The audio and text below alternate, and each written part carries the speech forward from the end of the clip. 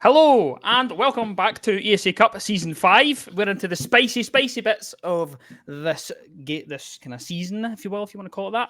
And it's looking like it's going to be a good game tonight. Of course, I'm joined by the wonderful Uncooked. My name's Chamberine. That's me. And we are going to be taking you through the lower bracket semi-final. Uncooked, if you want to just gloss over the teams for us. Yeah, sure, absolutely.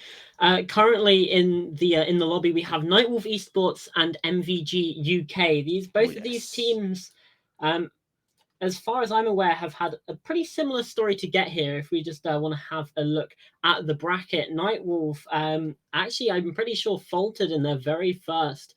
They had to get through the entire lower bracket to get here. Obviously, lower bracket semi-finals, we're quite a way through now. Into the actual playoffs, and they've had to fight it the hard way, Cham. Yeah, they really have. And it's, of course, that's the way it is with the lower bracket, though. I'm quite surprised. I was kind of out of the loop at the weekend there. I'm quite surprised to come back to see that MVG UK had actually beat the Germans. Of course, we've seen the derby just happen on Friday, which I believe will be going on a rerun if you missed it. Of course, it was playing during the major, so we didn't really get to see it live as it happened. But of course, we can confirm the spoilers. So if you do decide to watch that, it is MVG UK that won, and they won 2-1 versus the MVG German roster, which I'm quite surprised about, to be honest.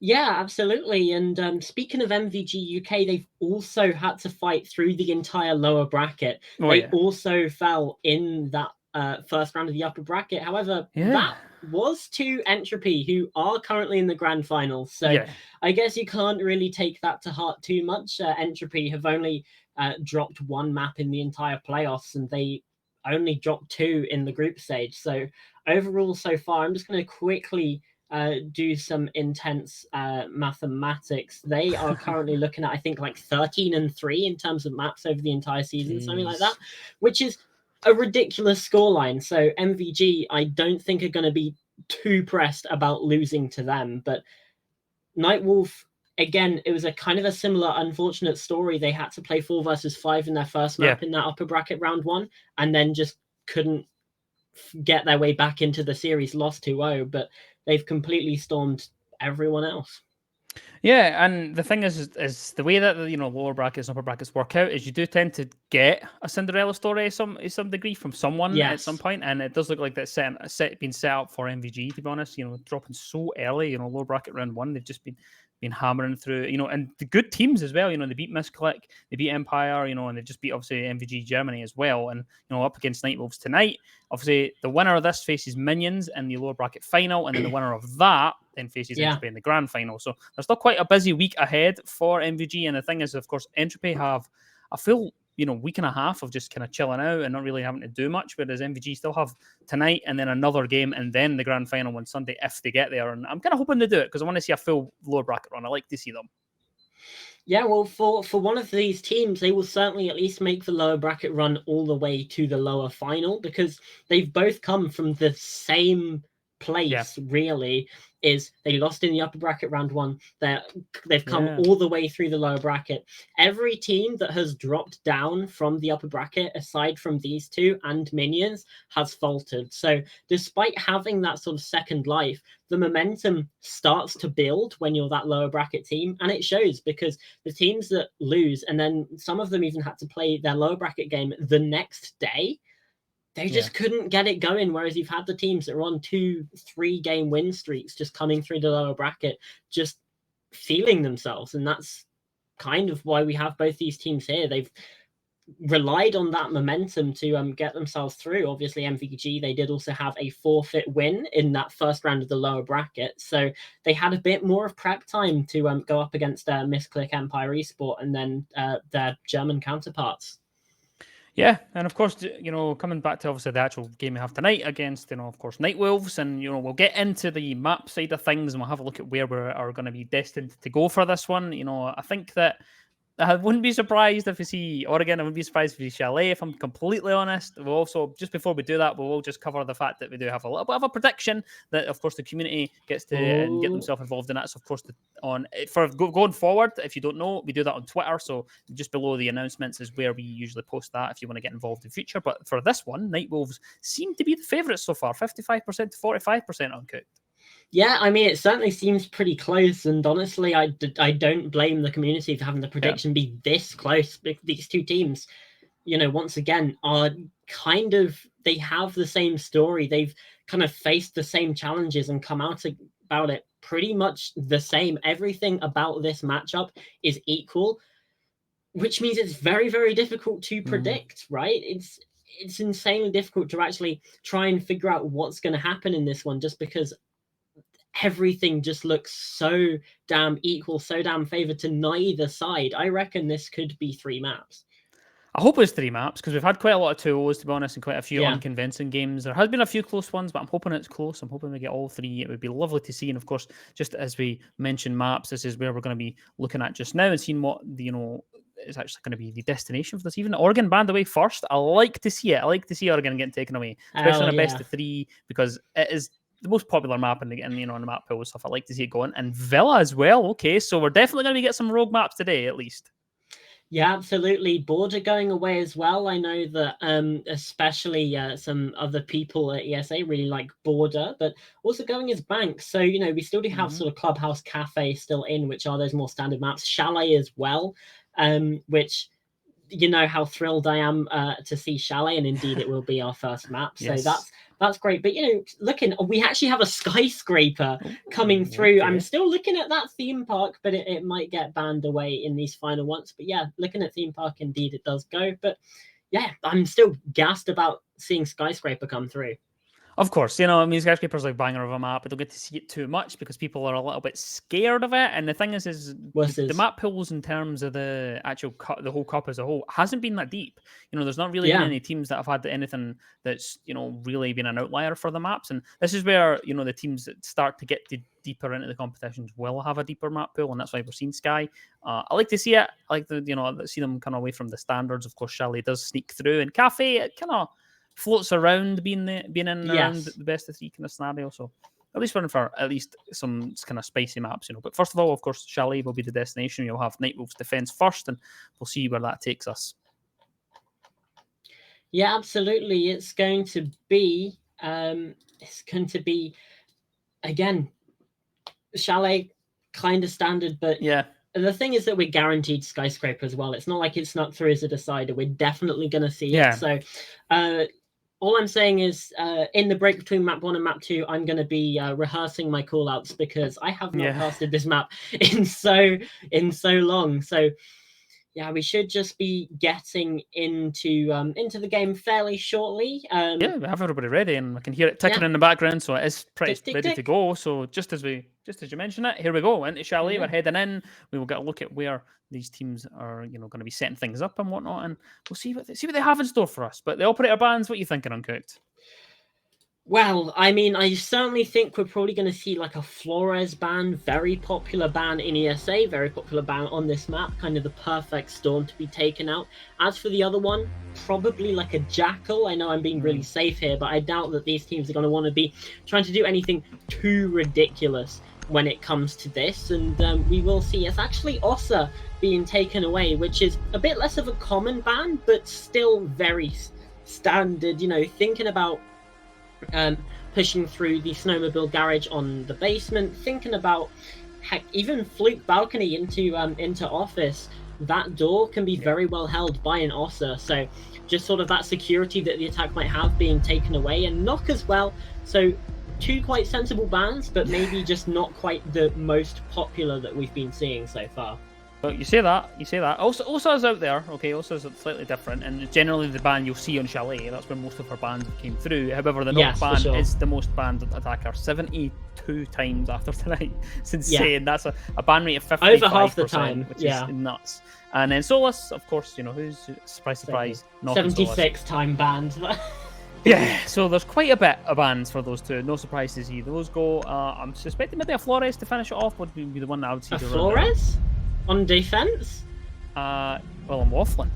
Yeah. That's what I'm doing. I'm just looking at the stats and thinking, you know what? Oh yeah, it's going to be a Flores. It has to be a Flores and Chalet because I'm so used to it, but it's not. Yeah, that's what I said. Yeah. We've already had the ESA. So apologies there. I'm getting lost in the sauce there. Unbelievable. Of course, and but it's Azami. Again, no caster. surprise. No surprise to see that. I am not surprised to see the Flores get through, I guess. So that's why I was thinking it in my head, It's my next point to make. I am surprised to see it get through, and of course, Jinky's going to snatch that right up and get us started with that. As they can. Obviously, things can change, but you would tend to say that Flores could get through here, especially looking at the one site bar in gaming. Then quite often the offensive still on top blue, and it will take a lot of utility. You have to throw in flashbangs to clear, say, ADSs, and then get a nade through. If you have a Flores, you can just get rid of that shield. It's such a strong defensive position on the top of those blue stairs that if you can very quickly remove it, just makes your life as an attacker so much easier. 10 seconds remaining. It really does. General. It really, really does. You know, that's why I'm saying I'm a little bit surprised to see it get banned away. I think ESA is strong. Attackers are heading out to defuse a bomb. I don't know if I prefer to see the Flores because it's just... I have a feeling that could come back to bite someone later on in the round. Speaking of operator picks though, Cav, Shinji on that, just hopping straight in with the rogue picks right away, not caring the world. Let's get started with some spiciness. Of course, it doesn't matter if we keep in the competition, we're going to try something new and we'll see if it works. Reload. Well, he does need to be careful about the Kavira though. Shinji is just the other side of that doorway. He's made a quick entry into the snowmobile garage using the buck. Silent step activated. Shinji is aware of that position of the buck, but just does not want to be the player that makes that first move. Because it seems like Ollie might just be aware of it as well, or at least has an idea that there might be someone playing around there. Shinji is a bit more aggressive, takes a swing, and indeed finds a down. Interrogation in round number 1, but it's Caesar who finds the opener. 4 versus 4 now. The attackers are going to be in a much worse off position. Jinky just exiting that bottom floor, wants to be absolutely nowhere near the Kavira while the information from the interrogation is coming. Well, I think that sets us up for a spicy matchup. An interrogation in round 1. Shinji gets it off, no problem at all, but in a 4 versus 4 scenario, not really impactful, but it's the ever-looming presence that can happen here. And that's what maybe is the kind of scare factor for the attackers here. Banquez, though, is going to find 1, and that is Ollie dropped off, or should I say Jinx? Throwing frag grenades. There's Caesar, trying to hop through to clear off the top of that ivy staircase. There's a player on that staircase walking, and you know there's a player inside of library. Not anymore, though. Caesar takes the head of Banquez and collects it, though. But a frost trap does claim its first victim. Not quite dead yet. Quick peek Pete, though, and Caesar doesn't care about picking up his teammate. Wants to get the kill instead. That's Keeks dropped away. 3 versus 2 scenario, but Shinji on the rotate. Can we come up with something massive? No. Attackers have recovered their diffuser. Shoots the drone and decides to hop all the way back to site and try and support Blacklist, who is currently just holding onto the hatch and waiting for any opportunity for a swing. The 3 versus 1 on the bomb site until Shinji can make their way over, which they have indeed now done. It's a 2 versus 3 now. Pete, however, is very, very low, and Pete is a player with a diffuser as well. As a nade comes through, it's going to explode. Blacklist could very nearly have taken that kill onto Caesar, stopped his reign of terror inside of this round. Obviously 3 kills, and still the potential for more. Just getting on the drone, making sure the bomb site's missed. Spotted out Blacklist now, and indeed gets a kill from the hatch. It's a quad kill as Pete starts to get that diffuser planted. Max as well is still going to be providing some overwatch. Shinji, staring at the drone, now has that vertical control, but that's not really going to matter when the diffuser has gone down. Seem to think that there's someone on the Overwatch upstairs, but everyone has actually dropped to the bottom floor and is opting to hold it a bit more actively. There's no one really on the vertical, so nothing to worry about there. But Shinji has to get to the hatch and only has 25 seconds left on the clock, and will have to drop this at least at some point, and eventually decides to go to the other hatch to get an angle, but nothing found as Quick Pete is looming in wait just to get that kill and is able to kill off the Cav. And that's the first round on the board for the attacking side of MVG. No ace for Caesar, but a 4K to start things out. Pete finding that final kill. And NightWolve, I mean, it started off pretty well. Shinji getting that interrogation across. Jinky then went down fairly quickly to Bankers as well, but they just could not stop the onslaught of Caesar. Completely decimating the entire attack and using his down teammate in the frost map as just bait to get another frag. Just very well played, and NightWolve, I don't want to say they'll be embarrassed about that one, but certainly frustrated about the way that played out, because they had every advantage that they needed. Yeah, they had a good position kind of established early on, but just didn't really benefit off of it. It's one of those ones where you kind of don't expect the Cav to get the interrogation off, then when it does come, there's like so much more information then you're used to. You know, you have everybody pinging up, and you know it's kind of like one of those ones where it's a catch-22 where do you go and react to it right away, or do you wait and now use it to kind of establish where you would hold or whatnot? And it was almost like you just kind of get caught in that decision and didn't really make one. They just eventually left it, and it was. Yes, interrogation gets the kill, but it's kind of inconsequential for the rest of the round. And then after that, of course, it does help that Caesar did pop off. So there is that aspect of it. Gets a 4K, not ideal for the defender side. When you see Ayana charging at you just on the hunt, willing to bait their teammates and whatnot. Of course, we must probably see more of that from Caesar after getting themselves a little bit of confidence. Yeah, absolutely. Looking towards the defensive composition as well, Shinji stepped away from that Kavira instead on the Capcan that we saw from, I believe, Shanks in the previous round. He's instead opted to play Valkyrie, a very strong defender, can get a lot of information across the board. However, they might still not be aware of the position of Ollie. A very quick entry inside of Piano, has a long oversight over towards Mezzanine, over towards Library, and Caesar has now entered over on that northern side just to kind of go for a bit of a flank from the behind. They've spotted the Capcan traps as well, so they're going to know that they need to be aware of these doorways. And just generally being a nuisance over on the roam, establishing that presence, that control, and that pressure on towards the defenders with just about half the round left to go, give or take. They've got a lot of control. They have a lot of information about the defensive positions now. It's now going to be up to MVG to make the most of that information that they've gathered. Yeah, so retry on this site as well. Of course, it is Baron Gaming that they've attempted to go to again for the second time. A minute and a half left on the clock, and the attackers have made pretty decent work so far. And they're trying to clear out that position towards Ivy. Does get rid of the shield, but the Frost is still alive and able to escape the clutches of Caesar, who went on a hunt there, sending it when they didn't quite find anyone. I think the drop has already came as well from Library, so there's no one lurking up there. So they have the control of the vertical that they need, and it's just a case of getting that chopped off so that they can now begin and execute. And I think it will come eventually, but Blacklist, I think, has been caught out here on the flank. I don't think he realises that the Thatcher quick peek is just looming inside the Piano, waiting for it, and special delivery from behind. That's an easy peasy kill for Blacklist to get that roam shut down. Shanks down below though, it's just going to probably go for at least some semblance of a rotate at some point. Yeah, just providing some sort of overwatch on towards those fireplace stairs. Banker's called out though. Inside a connector, and Jinky takes down Shinji, which means it's now a 1 versus 5 on the side. Shanks have to try and find their way back. Can't even get one. Flawless round for MVG, continuing to improve inside of this series. And it just goes from bad to worse for NightWolve. They attempted there once, it got kind of close, they had a great position. This time, absolutely nowhere near. So they're going to move away from Bar Gaming now, instead opting for that top floor. Yeah, I think they need to, of course, twice they've went there, twice it's failed, so I think we probably won't see that defense unless they're absolutely forced to go there. We're going to go down to the bottom floor, like you mentioned, and we'll see what they can put up on the side for this one. You can see a slight change to the operator lineup. Of course, you got that Rooney, the Warden come in as well, and of course that Bandit. And just as I mentioned that, actually, we've actually done the old bait and switch and changed it to the top floor. So just a little bit of a change. It's one of those ones where they select the site and then change it around, but it is what it is, and we're going to the top floor, and I don't quite know how I feel about the Bandit on the top floor. Yeah, although I mean, I guess it obviously is there to protect that that main breach on towards Mezzanine, but 10 seconds left again, before insertion. It's an interesting position because of that line of sight there. You're not really going to have a defender playing too aggressively up by that wall. They will be sort of falling back a little bit, especially when sort of you get that library control and control of top blue.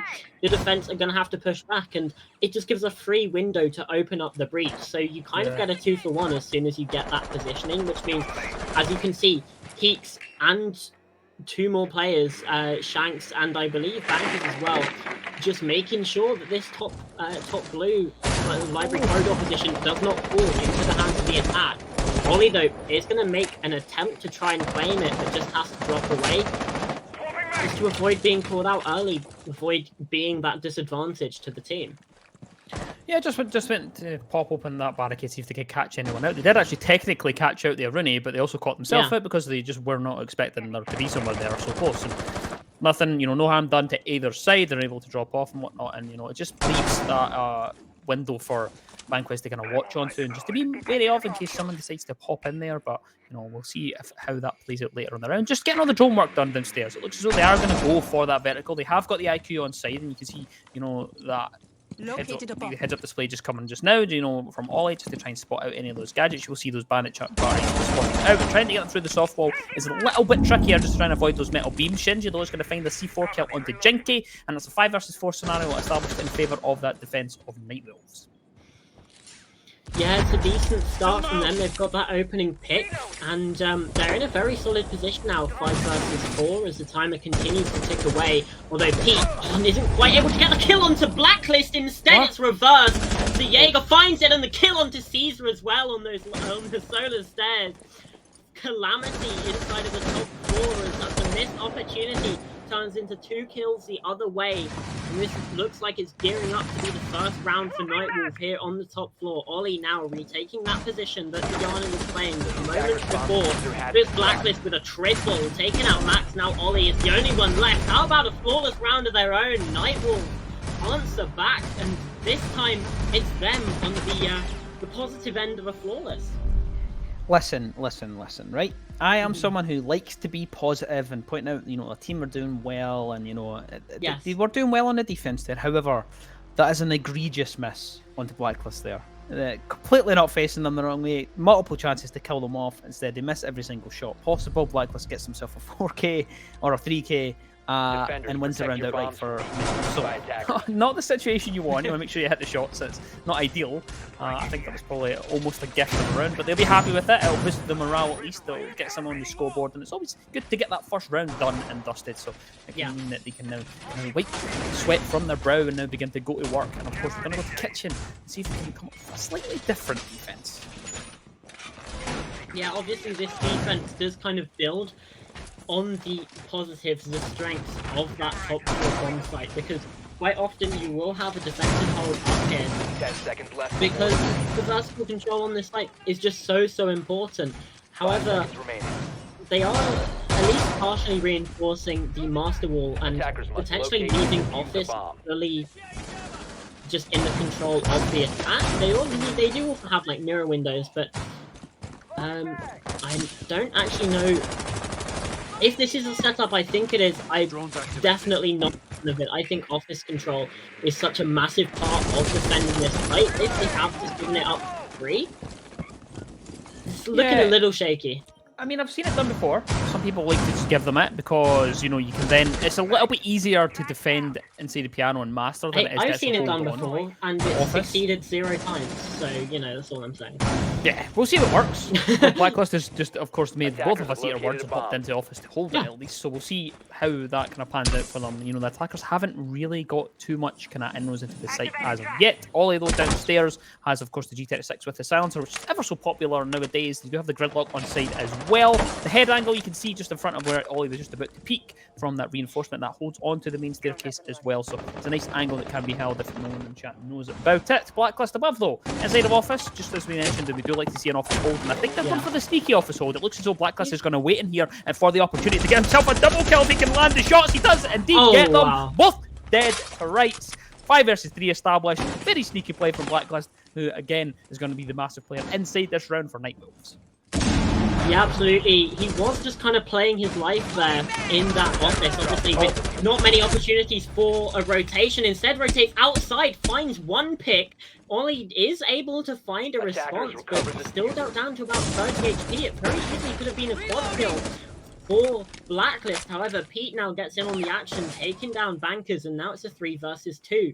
Starting to look a little bit more worrisome for the side of NightWolve, especially now that this vertical is going to start being opened up by the Ash of Ollie. Pete is also aggressing in towards Piano, just clearing this top floor. They might not know about Shinji inside of the bathroom. He's close on the door, finds that kill. The Diffuser now surrendered on the top floor, and this round should be unwinnable for Ollie. The 3 versus 1. NightWolve now still getting a bit aggressive. It's a lovely tap by the Ash, taking out Shinji. Diffuser control now in the hands of the Ash yet again, but 35 seconds. Still 2 players to find. It's not the worst amount of time to have, I will say.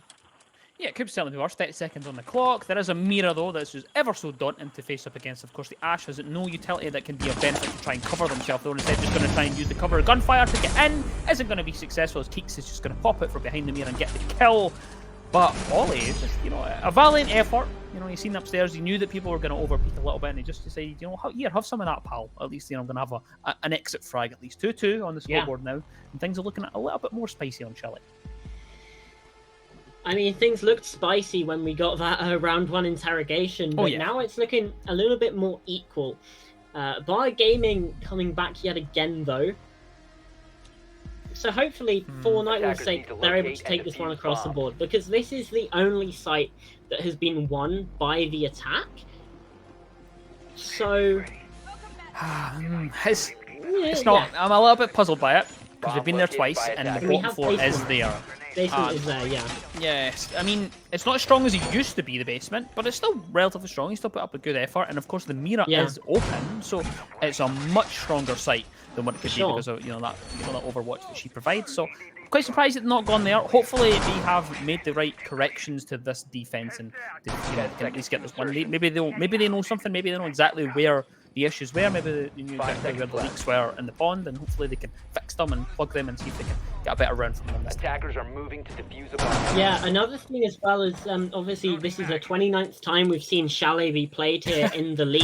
And we have seen, and it's not just in ESA, every site on this map is competitively viable. It really is just personal preference which sites you go to, which means that, it's a little bit puzzling to see that basement not come through, because it's not like it's a bad option.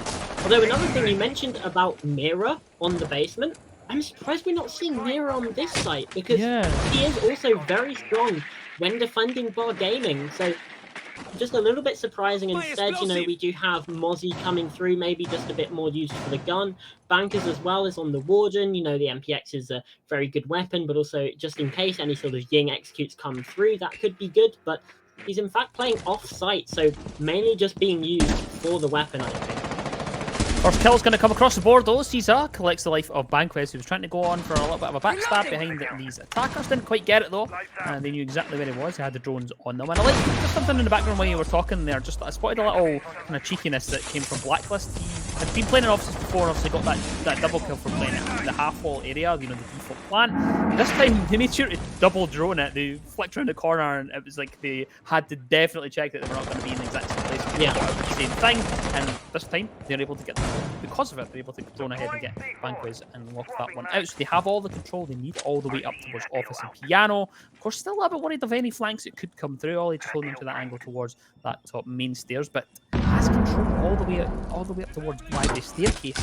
It's quite puzzling as to where the hold is inside the library. Yeah, there just kind of isn't one. Blacklist had to fall away, is now playing on those snowmobile stairs. Shinji as well has had to fall back to these lower blue stairs as well.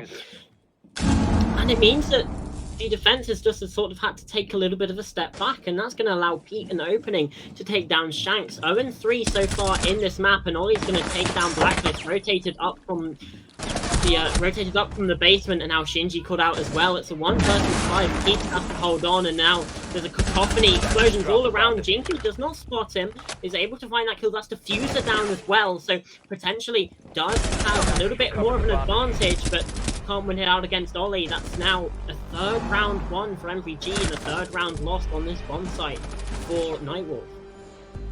Yeah, it's very, very puzzling to me as to why they went back there and then just proceeded to make the same mistakes, not holding on to library long enough. The thing about the library hold is that the person inside library should be dying in library. End of. If they get out, if they have to drop through the hatch, then they can do that. But 9 times out of 10, they're in that corner to die. They're just there playing their life, absorbing as much utility and as much time as possible. But they just didn't do it. That's 3 times in a row that the person who's been in there has either dropped away very early, been killed off really quick. Even the first time you see them holding on it, Ollie just pushed up towards the mezzanine kind of top staircase and just swung straight through one of the head holes and killed the person in the library corner.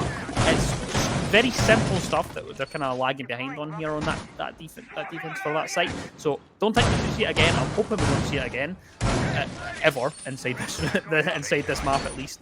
of course, you can't see it this time. It'd be silly to go back there. They're going to go to one of the other sites that has reopened, of course, and it is the top floor, so they're going to go towards that master side, and we'll see if they can come up with the goods that they brought the last time on this site.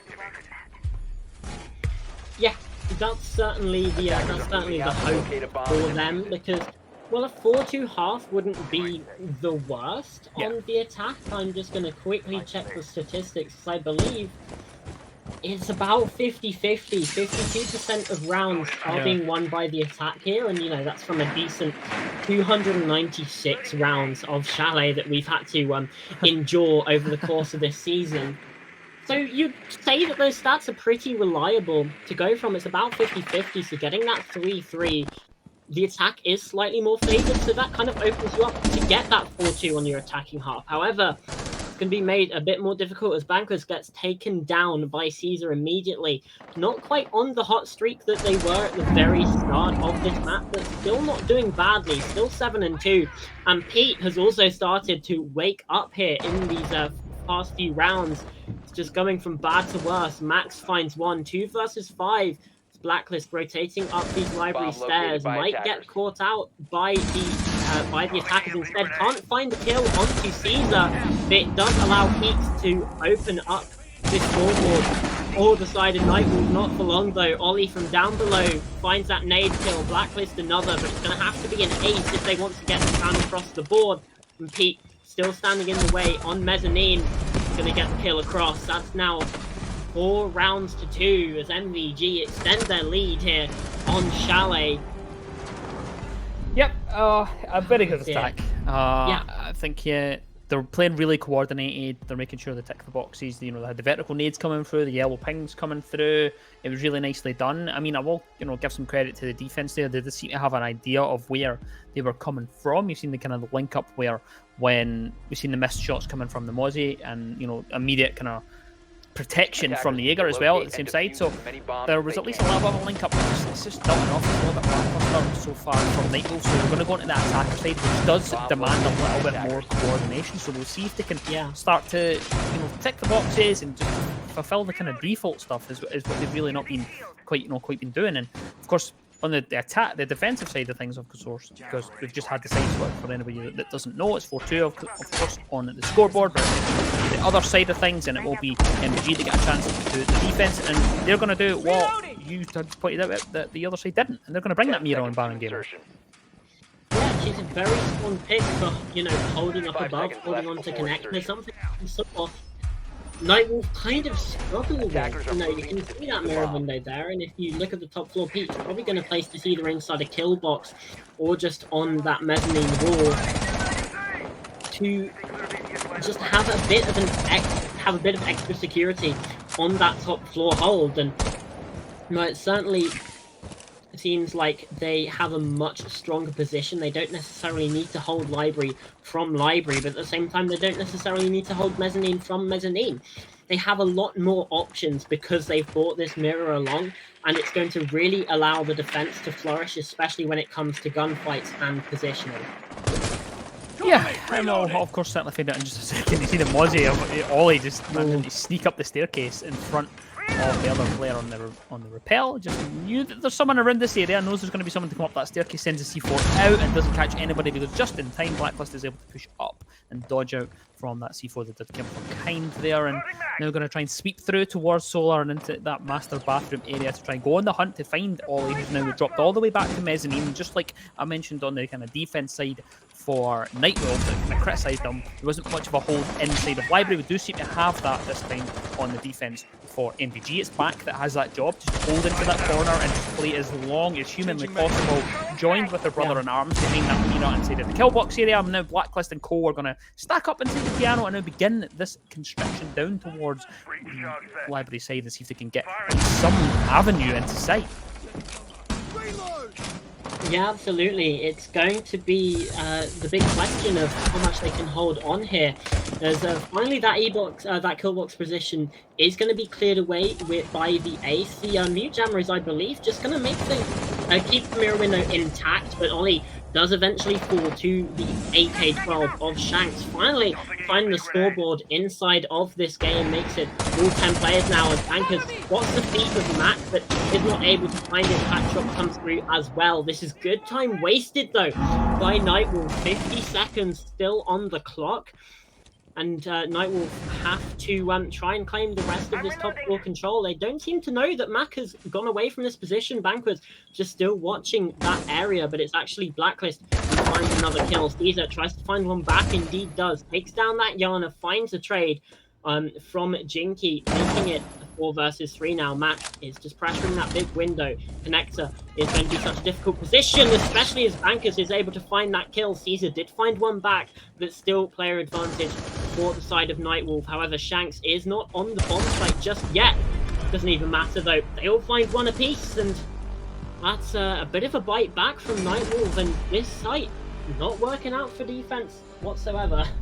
Yeah, it really doesn't. And the thing is in terms of the actual strategy, it was much better from MVG. Sure. They held on to Library, they ticked the boxes, they made sure, they didn't give up Library until they had, 55 seconds left on the clock, which is great time management in terms of the way that they did that. Then drop back, but then everybody just loses their 1v1s, which is, of course, the issue when you're on defense in a kind of meta that favors over peeking. So when the attackers are peeking into you, then it's one of those ones where you just kind of struggle with it, and that seems to be the case for defense on both sides, really. That they've just not really been able to win the 1v1s, and that brings us to a 3 versus 4 scenario in terms of the round count. We'll see if the defense of MVG can put up a better score here inside of Master, and we'll see what kind of amendments they make to that kind of operator lineup. I don't see I don't think we'll see anything too out there that's a little bit different. Maybe the Legion, something that you don't see as much in Harmony as well, but nothing too surprising. I think, with a Frost Jaeger and of course that Warden, which, 9 months ago you would have said Warden, really? But no, of course 1.5 makes all the difference. 5 seconds to insertion.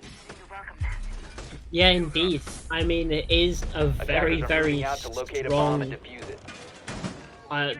optic to use. It's one of the reasons why we see the attack kind of flourish in the current meta, just because it's just very, very strong, and the defense does not tend to have that many 1.5 times scopes. The only one is really, obviously Warden, I think Castle as well, and the DMRs, and that's kind of it.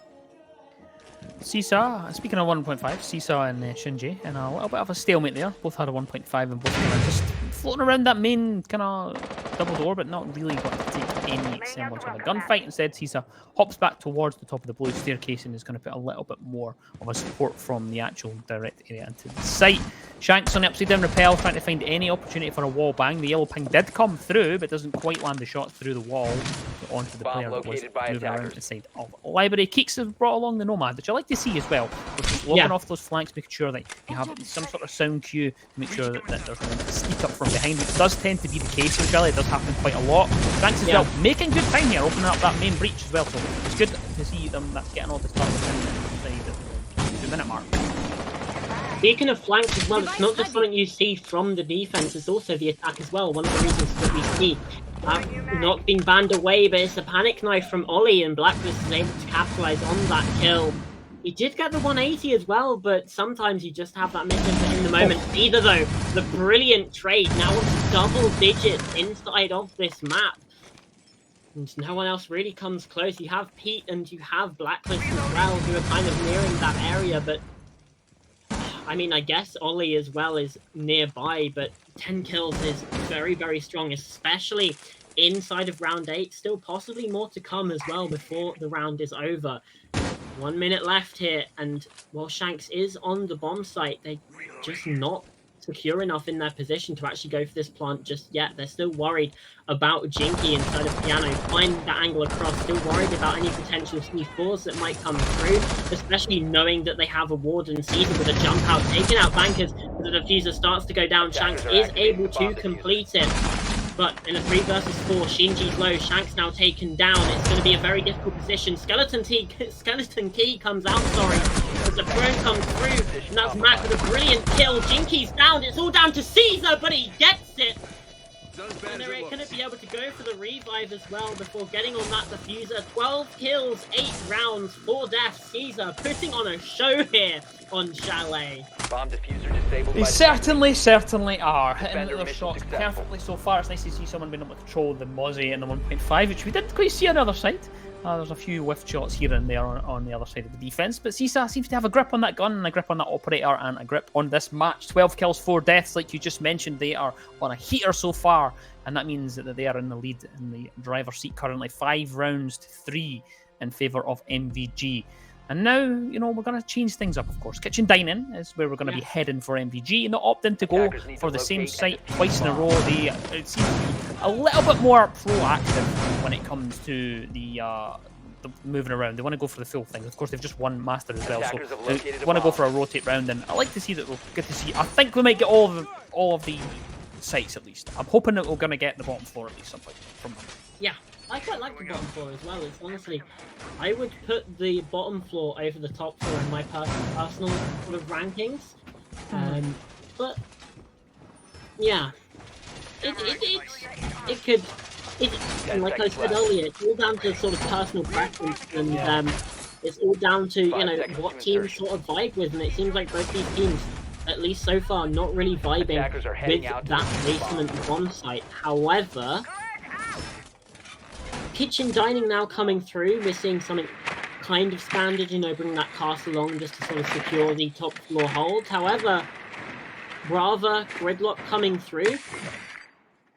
Hello? Okay, there we go. Did it just catch on the drone in front? Yeah, it just couldn't quite get the angle on it. And he's a clear line of sight. It's a bit of a funky gadget to use. I think it probably needs a little bit of a tidy up before we can really do anything with it. But I like to see it getting used for the defaults. I like to see it getting used for the cams and whatnot, and not for the kind of the more standard things you would see for like the wall denials and things like that. Commonly you see in Pro League and whatnot is used for the default cams. I think it's still maybe underutilized for maybe what it could be used for. I think it's good for backstabs and avoiding maybe Melusi Banshees and cap cans and things like that. But we haven't really got that many traps on side anyway at this moment in time. It's just really the Aruna gates that we really have and whatnot. But we'll certainly see how that kind of plays out in the rest of this round. Again, 3 versus 5 on the scoreboard in terms of the actual round count, but it's just we're going to get a little bit of an engagement. It doesn't really want to overpeak their peak, so it takes a little bit of a pepper towards it. But it's actually a kill that come through on the other side of things. The Caesar's dropped from Banquez, and we also see a kill come through onto Jinky, and it looks as though the defense have lost a little bit of a grip on this round so far. Yeah, absolutely. Bankers finds a kill there. The Brava really coming in useful. As obviously you said that you don't see her used enough or as much as you would possibly like, but she is very good for when you don't expect a Brava to be coming across. Yeah. As soon as you expect a team to be playing Brava, you're going to be much more focused on taking out those drones. They're not going to find nearly as much actual use unless you're using them as bait to actually find a pick. But at that point, you could just be using a regular drone and not the Brava drone, and instead the Mute Jammer just catching things out. Pete is going to go for the drop as well, or at least pulls away. Pete does use that impact EMP that we see the Gridlock have, and it's Bankers who finds a second on the top floor. Blacklist as well. It's a 1 versus 5 for Ollie, trying to deny the flawless round. It's a lovely pick, but it's the only one they're going to get here. NightWolve again, bringing us back, and we're trading rounds here in the second half. However, with that 4-2 that we saw coming across, MVG could still win it back. It needs to be NightWolve that try to find 2 in a row at least. Yeah, they really do, and they need to, start, kind of bucking up their ideas a little bit, because things have been a little bit scrappy here and there. Of course, to get that round across the board there, it was a little bit better in terms of the way that they moved through the site. But I think that there was just an isolation from the 2 gunners on the top floor. I think it was Jinky and Pete that fell early on, if I remember rightly, and losing 2 players. I think they just got caught out just trying to move around a little bit. We didn't quite see where they got killed from, and we don't unfortunately have 2 spectators, so we can't capture every single kill. But I think that they were just dropped maybe in a scenario where they were just caught out very early on. They were killed off, and one of those ones where they were just maybe not expecting the attackers to be in that position. Of course, we have just mentioned the bottom floor a few times, and we will finally see it. It's going to take 10 rounds. This is the 10th round, and we'll see if it does pay dividends for the defense of MVG, as they're the ones that opt to go down to the basement for the first time of asking inside. Attacker's objective is to defuse a bomb. Yeah, obviously they completed that rotation and don't want to risk going back to bar. We haven't seen any defensive side find success on that bomb site. Instead, it's going to opt away from it, instead going down to the Snowmobile garage. And I'm going to be interested to see in what sort of approach we see coming through from NightWolve. Although, however, I think the main breach has been opened up very, very quickly. Within the first 30 seconds of the round, you can see Bankers playing that fuse as well. You quite often see on Mezzanine, just using those cluster charges to actually open just immense lines of sight and vertical pressure onto the bomb site, less used for getting kills in that situation, and instead just opens up the entire floor inside the fireplace. Antidote is going to be the first floor that's the fact going down, as you can see more pressure coming through onto Caesar as well on this top floor, just being pressured around, moved about by this attack, and does get caught out by Bankers. Ollie, though, does find a response, taking down Blacklist. 3 versus 4 now, as we can see the favor still laying in the hands of MVG. Yeah, they focused on that for quite some time, trying to hunt down Caesar. It took them quite a while. That's about 1 minute and 10 seconds it's taken them to actually get that kill. It took quite a while to duck, dodge, dip, dive, dodge away from those guns, but eventually was found. It was, of course, to the detriment of the attacking side, losing 2 players. Shinji was lost at the same time. They did manage to get that wall opened up quite easily because they only had 1 mute jammer on it anyway, so it didn't really matter. They weren't really entertaining the idea of just holding on it that much. They just wanted to, it's going to open anyway, so they don't care. Bankface is able to get 1. It's a 3 versus 3 scenario now established, and Shanks is thinking about going in to get that plant down. Bankface now pushes up towards the blue hallway and sending in flashbangs to try and at least put pressure towards the connector side from the thermite, but it's quite peak to find Banquez inside the blue, and now the swing will come, but the player of Keeks is not quite paying attention to the possibility that they could get the swing from that doorway, and just looking at the rotate. Too many angles to cover that issue from this push. You just have to look at the rotate, you have to look at the door, then you have to look at connector, and there's so many angles to try and cover here. Doesn't quite realise it. Jinky's put Shanks into the dirt as he pushed into the breach, finds the head. That's MG to find the shot. 44 seconds left on the clock, and it's a 1 versus 3 scenario. I do not think that Keeks is going to get this one clutched. No, absolutely. That kill onto Bankers just enabled the defense to spring into gear, because also at that point then Shanks does not feel safe enough to try and stick the plant, because they just, again, they don't feel safe enough. You've got just 1 player trying to watch 3 different angles. It makes it so much more difficult. When you had Bankers inside of blue, it just enabled 1 cutoff, and then at that point, as Keeks, you only have to really watch 1 direction. Shanks is able to go for that plant. However, another thing that I was going to point out is Bankers on the fuse did not use any of the utility at all. Yeah, I think that just comes down to the fact he spent a minute or so trying to clear out Caesar upstairs, and they did eventually get the kill, and then they just kind of forgot, oh wait a minute, if I should get utility to do it, I didn't really realise how to do it. But at that point, of course, they'd already lost 2 members of their team, so doing vertical play with only 3 members versus the 4 of the defense is very difficult to do, so I can kind of understand why they opted not to do it. But the thing for me, the puzzling part of that round was the fact that Banquest decided to push so far into blue. They had the control they needed, and you mentioned that it's very difficult to cover all those angles from that main stairs area, the main staircase area. So the fact that they gave up that position and then forced that 1 player that's coming down the main stairs to have to check 3 angles instead of just the 1, because what you have to do there is, with your players going for the plan, you just need to cover the rotates up the swing from there, and then you might need to swing onto the connector if the situation has happened. But it's a better scenario than having to watch 3. You'd rather watch 2 angles than 3 angles. Just a bit of a puzzling kind of choice there, and it's maybe just a bit too quick kind of decision that was made there. Unfortunately, that's the cost on the round really, and I think we've seen a disconnect come through. I don't know if we'll replay this round or what will happen with it. I don't know what will be the case. Nothing has been made, no calls have been made, at least to our knowledge, and I don't think that, usually players do leave if they want to go for a rehost. Not happened as of yet, so I think this will be played in a 5 versus 4 scenario at least, so we'll see how this plays out. Yeah, possibly a lifeline to NightWolve. Obviously, Ollie has kind of been one of those standout players for MVG, and now the onus is on Caesar that they get taken down by Keeks. Ollie has now been able to rejoin the lobby, but it is now a 3 versus 5. They get a 2 versus 5 as Shanks takes down Jinky. P4 comes out though from Mac, is able to find 1 in response, but does take a bit of damage from the track of the gridlock. Pete is the only player left on the site, has to try and get everything across more damage going down onto Mac from those tracks as Pete now being pressured and pinched.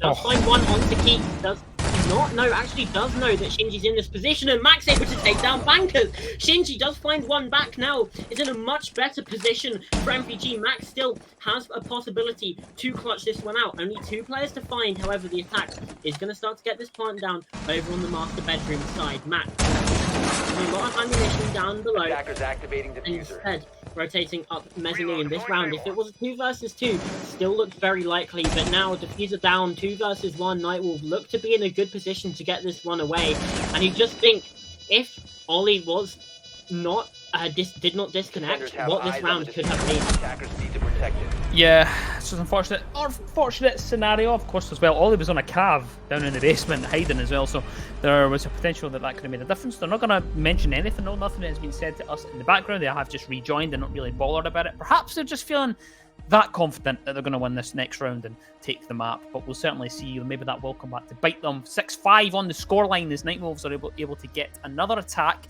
across the board. They've been struggling on the attack, but they are essentially gifted that, of course, in the 5 versus 4 scenario. Almost clutched out there from Mac, a good effort, but not able to get the clutch. And of course, you're not expecting Attackers need to locate and defuse as many happen. If you get it, you get it. If you don't, it's not a big deal. But back to Master we go.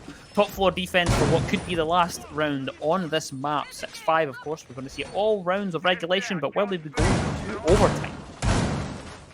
Well, that certainly is the question. Of 5v2 made a 2 versus 2 by Pete and Mac. Very well played in that situation, just not quite able to get it across the line. However, you had that man disadvantage right from the get-go. I don't think as MVG you're going to be too dismayed about that one. Top floor obviously still open. They did win this the first time they played it, and they're not going to go down to the kitchen, even though it did open up. They lost their last time. They're still going to favour themselves up here on the top floor, especially because they had to play from an early disadvantage the last time around.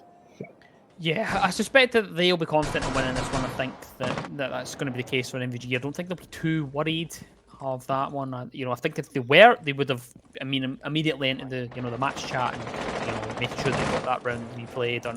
Obviously, when you could, of course, you need to call a repost within the first 30 seconds. The action phase, I'm sure that's what the rules are. I can't remember. Don't quote me on that though. But this round though is what we're going to be going into, and of course we do see quite a bit of drone work coming through from NightWolve. Just trying to find as much information on that south side to make sure that they can set up this push. And there is a Mozzie drone that will capture out one of Keek's drones, but is immediately onto that piece of intel to get rid of that drone so they can't use it. CISA, a little bit sneaky inside the barn stock though, will be found out, and there will be no attempt of a kind of hide and sneaky play for them. Blacklist has found himself in a tricky situation, is downed, and it is of course the frost trap to collect. It's not going to be able to get a kill as of yet. There is plenty of players around to get them collected and revive them, but I don't think it's going to happen as of yet.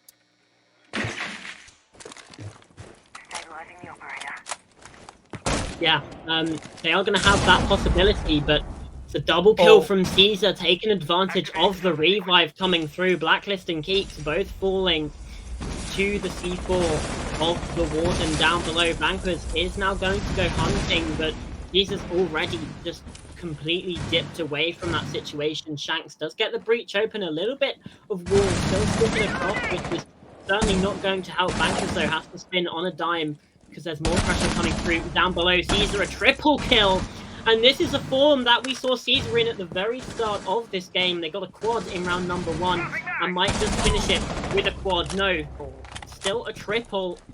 Now 2 versus 4 for the side of NightWolve. This time 5v2 in reverse situations. But this time for NightWolve, it's looking a lot more scary. This map will fall by the wayside if they're not able to clutch this one out. And this is their own map pick. MVG has the map pick of Skyscraper, which is our map number 2. NightWolve chose to take it to Chalet, and right now they are not being successful on it. It's a 1v3 now. There's a Ollie breaks out with Bankers. It's the Mark 14 to shut things out here on Chalet. 7-5 the score. And regulation is all it will go. No overtime just yet. Yeah, well, it didn't need it. There's Didn't really need chance for later. I think MVG were confident there at the end. I think it was a pretty confident round. But it's just the first map. It's Chalet. It's over, and it does go 7-5 towards MVG. And I think there's a couple of points we can talk about, but I want to just focus on that last round. There was an egregious mistake made. I wonder if you can identify. I wonder if you'll agree with me. However, the glaring issue for me is spotting the warden below. Your teammate gets caught in a frost trap. 2 and 2 together. There is a warden below inside of stock. You've just spotted them. Where's that C4 going to land? It's 100% going to be pre-placed on that window right below that frost trap.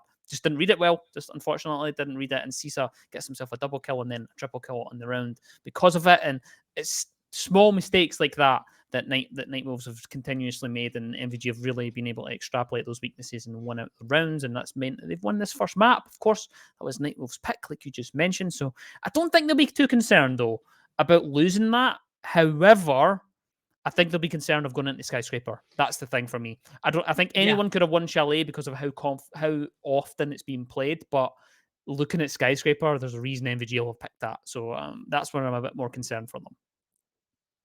Yeah, even if they didn't pick Skyscraper because they're necessarily confident on it, it might have just been to catch NightWolve off guard because, I mean, we've seen it so little that maybe there's not as much prep done. They're saying, maybe we can win things out. Obviously, we don't know the inner comms of these teams, but it seems like there might be some sort of mental game at play, not just we think we're good at Skyscraper, because if teams did that, then we would see a lot more Skyscraper. So clearly, there's a bit of a disparity there.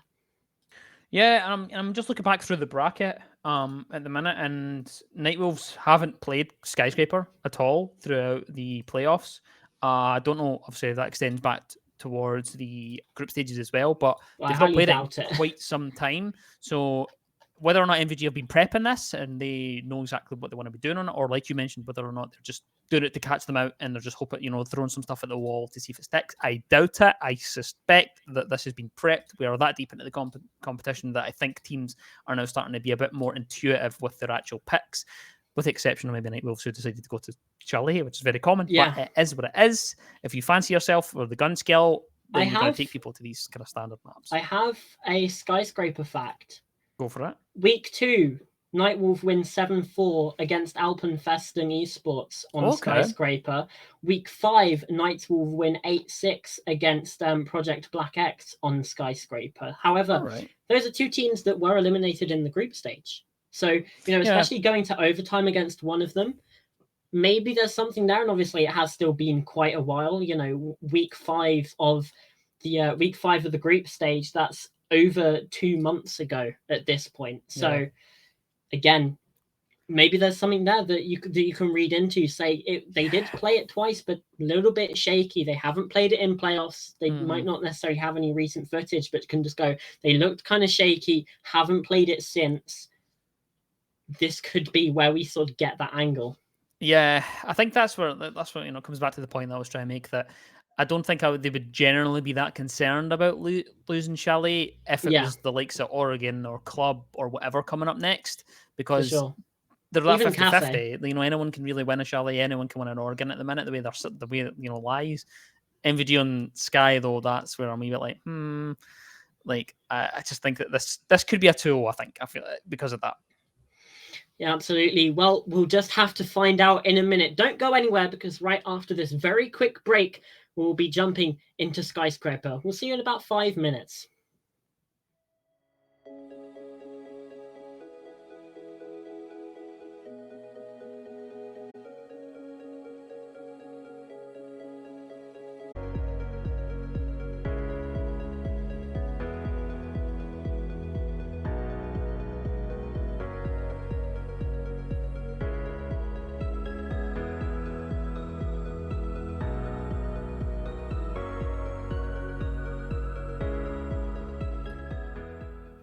Hello, welcome back. Map number 2 on the way. Of course, we are in the lower bracket semi-final, MVG UK versus NightWolves, and it's Skyscraper up next. The first one went to MVG UK. 7-5 on that score. Wasn't as close as maybe it actually suggests on the scoreline. I actually think MVG were a bit better than maybe that scoreline suggests. So we'll see going into Skyscraper how spicy things get. I think everybody is pretty much ready to go in terms of the lobby side of things. So that'll get started in just a second. But is there anything you want to cover before we do that, Uncooked? Man, I'm just excited for Skyscraper. Honestly, I just this map is honestly one of my favorite to cast, and it's annoying that it's so rare because it is such a good time. Obviously, it is still going to be a question. We've only seen 33. Sorry, I'm looking at the complete wrong thing. But we haven't seen many. They haven't seen this map played many times. Yeah. So we don't necessarily have the best knowledge of whether it sort of leans attacker or defender sided. So far, it's about 2/3 of the way defender sided. So, looking towards that sort of standard 4-2 split. Yeah.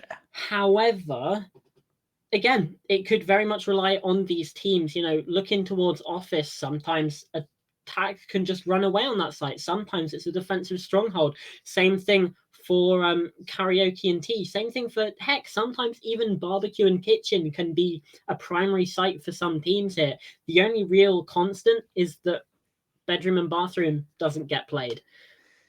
Yeah, it seems to be the case, that people are just allergic to playing on that site, and it's tricky. It's very tricky. There's a lot of inside to outside action, so that's generally why it's avoided, which is quite funny because people kind of like Barbecue. Even though it's almost a mirror image, it's just a little bit easier to defend in terms of the kind of geisha side of things. Yeah. I wouldn't be surprised though if we see quite a bit of, in terms of the actual rotations. I actually wouldn't be surprised if we see quite a lot of sites, purely because I think that the likes of NightWolves haven't played much of this. They did play it, you mentioned that the last time that they played it twice, through groups. I think MVG though will have quite a bit of setup, ready to go with it, and I like, I think we'll see something nice. I think we'll see a good game at least in it. But to me, in the back of my mind, it's MVG's pick. They've just came off the back of a good win on Chalet, and I just think that they are going to win this one out, to be honest. I think this could be a quick 2-0. It really does depend, and it's very difficult to overcome that mental block after you lose a map as well. Yeah, and it's very difficult to overcome the mental block of losing your own map pick, more importantly, which is a very difficult thing indeed. So as we sort of start to come across here into this operator ban phase, we will see Knock taken off the board again. This time it is by NightWolve instead of MVG.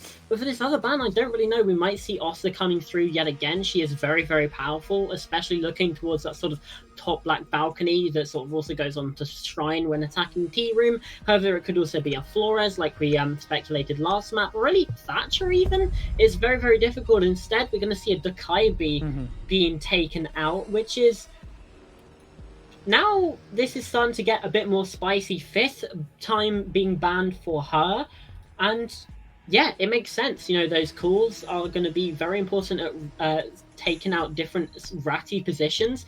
And especially looking at how Skyscraper is played, you do often have, one defender playing on an off angle often just to try and catch the attack off guard. So Dokaibi being taken out makes sense, especially if the defense want to bring along things like a Maestro, like even just bulletproof cams, and with how strong the default cams are as well. Dokaibi, sensible pick to take off the board.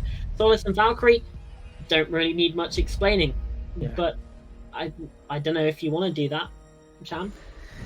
I'm tired of it. I'm tired of the Solace ban. I've made it abundantly clear through multiple different games that I think the Solace ban is a complete waste of time at this minute in time for people within ESA. I think it's a comfort ban. I think people are just, they don't want to worry about it. It's kind of like Jackal, when people ban Jackal all the time in ranked. Like that. They just don't want to worry about it. That's all it is.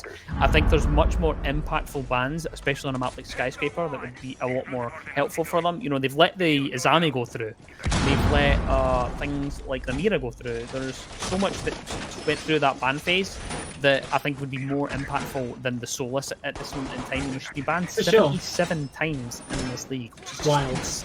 An insane amount of bans for how impactful. I don't think it's, you know, realistically, the times we've seen her, she's only really been used to kill off some drones. That's it. Yeah. You know, they haven't really used it to the full potential, denying plants and, you know, spotting out things like that. So it's not really something that I think is useful. Although we haven't really had a proper opportunity to see what she can do.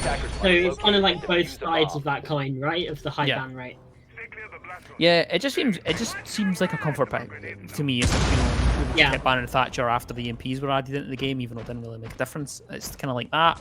The same with the Nox ban as well. I think it's like it just comes down to comfort. I'd much rather see a bit more impactful bans. The Valk is an impactful ban for me. That makes a bigger difference. And of course the DKB as well. That changes a kind of play style and whatnot. But you know, we'll see how it works out. We'll see how things play inside of Skyscraper. A little bit of early aggression does come from the northeast side as quickly Pete hops onto the balcony and almost takes the head of Bankless off, but is able to drop away Bankless before his head is sheared off of his body. Yeah, no damage dealt. And another thing to say about the bans is, looking at those defensive bans, Valkyrie and Solus. Never mind, I'll talk about that next round. Inji takes out Ollie with the EDGs with the cap can, finds a double this time. The kill comes through with the gun. Shanks as well gets on the Yapton TCSG, and we're seeing a lot of fights over on this eastern side. But the bomb site's over on the west of the building. This is all off-site aggression, and it's now all down to Caesar and Pete. Make it just Caesar as Shinji finds a third, who, you know, we saw Caesar and Pete be two of the best players on MVG, especially Caesar, you know, thinking of that 4K, he's going to have to better that with an ace here if MVG are able to get this one across the line. Yeah, but just peppering some shots in there, trying to, you know, tease any kind of swings and whatnot. Doesn't quite come to any fruition as Bankless is able to sweep that head out and just get the kill on towards the last player alive. And, you know, I don't think that's too, you know, indicative of what we're going to see on the rest of the map. I think, you know, it's the first attack side of the map, attacking side for Skyscraper. Of course, MVG have to start on the attack because, you know, NightWolves are obviously going to pick the defense. That is generally how these things work when they go for it. Even though it's quite funny that even though that we are in the, you know, more attacker side meta, people will still always lean on that defense because, of course, you still have, you know, the all important time factor on your side. Yeah, absolutely. However, I am just going to go back to talking about the bans because, as I was saying before, I was rudely interrupted by an EDD kill. Valkyrie, Solus, Azami are three of the most impactful defenders right now. You will often see at least one of those, sometimes two of them, being banned out, and a lot of the time you will see the other being played. Obviously, we haven't seen Azami just yet.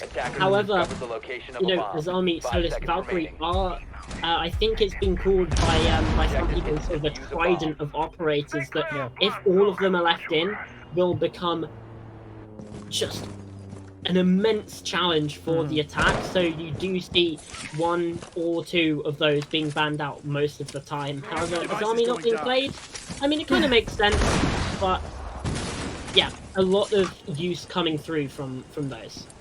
Yeah, it's 2 rounds in a row they haven't decided to go for the Azami, even though she is open. Of course, we know how impressive she is in her current state. We know that she has a very high pick rate when she's on the board, and a very high ban rate as well. I think we're going to get a swing in here. Bankless is almost going to get himself a freebie, but can't quite get the shots, but eventually does connect them. That's the first kill on the board for NightWolves inside this round. It is Caesar to fall, and it looks as though the MVG are not off to the greatest start inside of Skyscraper. We'll see how that does play out, of course, in the next 2 minutes inside of this round. But, you know, I like to see a Brava pick. We've seen a couple of them so far, and I feel like she's getting a little bit more of an uptake recently.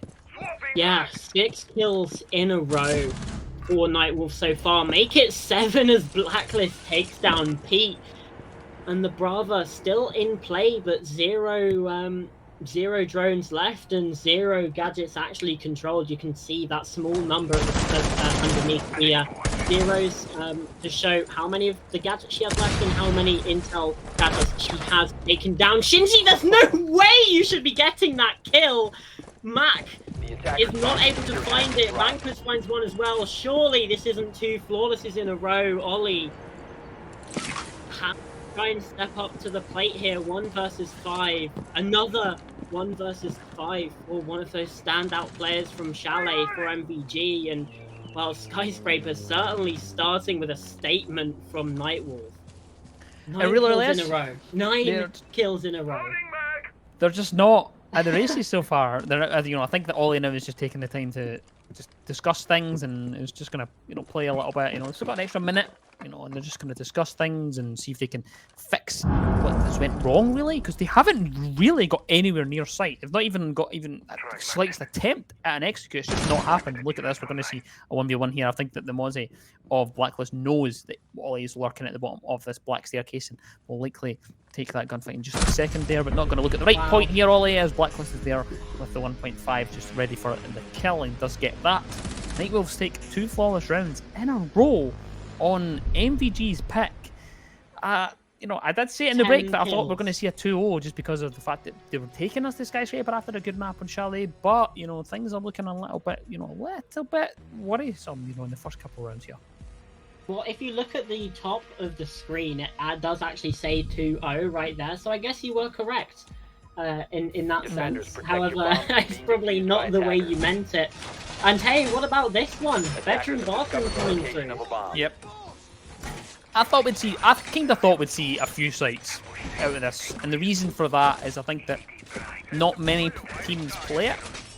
So, and even in ranked, like it's not common when you play. It's not really one that's seen a lot in, especially in the comp scene anyway on console. We don't see Skyscraper that much, so it doesn't have as fleshed out in terms of the strat side of things for players. So, you know, they will have an idea of what they want to do, and for this, it's just a case of replicating the office hold that you would normally put on when the bomb site is office. So they're just going to basically do essentially a carbon copy hold on the top floor, and you see the rotate. You can see them making the vertical holds and whatnot, and that's exactly what they're going to do. They're going to hold on to office. So I'm not surprised to see it coming out. I think we might see a little bit of a hop out here from the Capcan of Shinji, though. Surely he doesn't get a kill here. He very early entry into that top floor, possibly on the hunt for any of these roamers like the Capcan of Shinji. We can see Banquers as well, just sort of playing around this sort of geisha area, has been able to make their way in. The Amaru inside of Karaoke. I don't necessarily know if they're aware of the position of Banquers, obviously playing that Warden. The top floor now opened up incredibly quickly. Shanks is going to be taking a lot of damage, but it's an 11th kill for NightWolve and not one in response from MVG, as Pete, well, got the jump on Banquers, but was not able to actually get the connection across. Now on about 10 HP is the Warden, but still alive, and well, that's the important thing. If you can just see, 0 deaths for NightWolve, and we're a minute into round 3. It's ridiculous.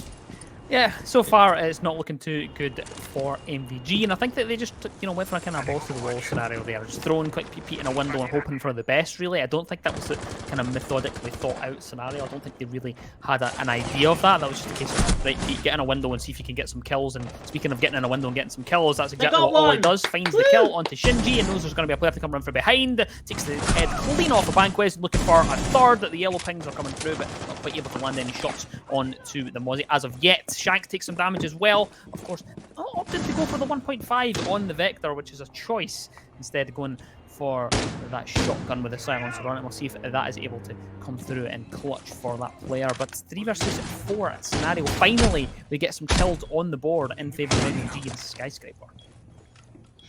Yeah, it's a long time coming, and, well, the only casualty is Pete. Over on the other side, Shanks is also incredibly low, and Keith, though, is able to at least find an angle. However, it's Caesar to take down Blacklist elsewhere. So 45 seconds, MVG looks like they're in a good position to get this first round across. They just need to be wary of Keeks, who's playing this reverse vertical. However, the drone has spotted them out, instead choosing to actually aggress up, go for that rotation around, still pressuring this vertical control. Now both defenders stacked up. They realize that's not a good idea. Instead, rotating around. Shanks is just so low in such a precarious position. Spots the drop that comes through, finds a kill onto Caesar as well, and now comes a second drop. That one will be maxed. There is a vertical volley to come through. Keeks now left 1 versus 3. Can't even get the first. Jinky shuts it down and secures the first round here for MVG onside of Skyscraper, finally breaking that streak and finally getting MVG some kills. Yep, they certainly did, and it looked really convincing. Of course, you mentioned that site is one of the weaker sites. Of course, I don't think I was surprised to see it, just because I think we will see a wee bit more experimentation, because I think teams are not as used to playing Skyscraper, so we might see things where they might go to things because they know, oh, we just need to tick the box of folding onto Office, and, you know, just be fine. They did not do that at all, and that's exactly what came back to bite them. They lost it too quick, and so much vertical play was done by the attackers because of that. Of course, they had the buck, they had plenty of breaching charges as well, and of course, they do bring along a sledge as well, this time on the hands of Ollie. So I think that, you know, I don't think I'm too surprised at the result for there. Of course, concerning first 2 rounds, but I think the MVG have now got up and running. I think we'll now start to see this being a little bit closer. Yeah, it's that breaking of the seal, right? And one of the things that we have said is that one of the things that is said is that the most difficult rounds to win are the first and the last, right? Now that they've got that round on the board, they're not sitting on a goose egg in terms of rounds 1 on the map, and I mean technically also kills on the map as well.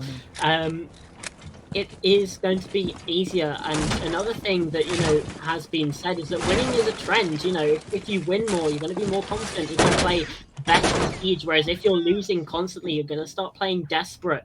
So NightWolve need to make sure that they don't let this start to slip away from them. They want to get this standard 4-2 rotation, especially as they're defending Karaoke T as one of the strongest defensive sites on the map.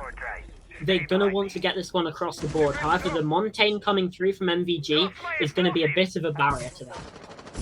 Yeah, we'll certainly see how it plays out. Of course, 2 minutes still left on this round. A minute gone, and the wall is now opened towards that Geisha side. And there was a C4 ripped and ready from the Capcan, just waiting for that stair to kind of push up the black staircase. With the money is going to oblige, and so we'll certainly see if the C4 does go off. And there you go, exactly just as I mentioned it. It does find its mark. Shinji just waited a full minute with C4 in hand.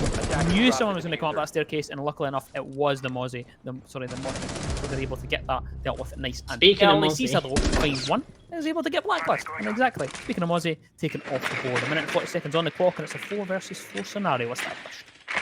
Yeah, you just seem to be speaking things into existence inside of this round. Mention Monty and the C4, and immediately it happens. Mention a Mozzie by accident, and well, it obviously wasn't supposed to be taken off the boards. Now we're seeing more utility coming through. Just the RC Rotaro, just try and clear some of the utility from the defenders and gain a little bit more information. That's going to be Pete playing Flores, obviously. Now the entrance made onto top black. By Caesar as well on the Yana. Shinji caught out by the swing there. The Caesar now 3-3 after being, I think, like 0-3 down. Banker's now also in an incredibly difficult position inside of Geisha. The window being opened up, 10 HP, and the swing comes through from Matt Jinky as well, and it's now all down to Shanks, 1 versus 4.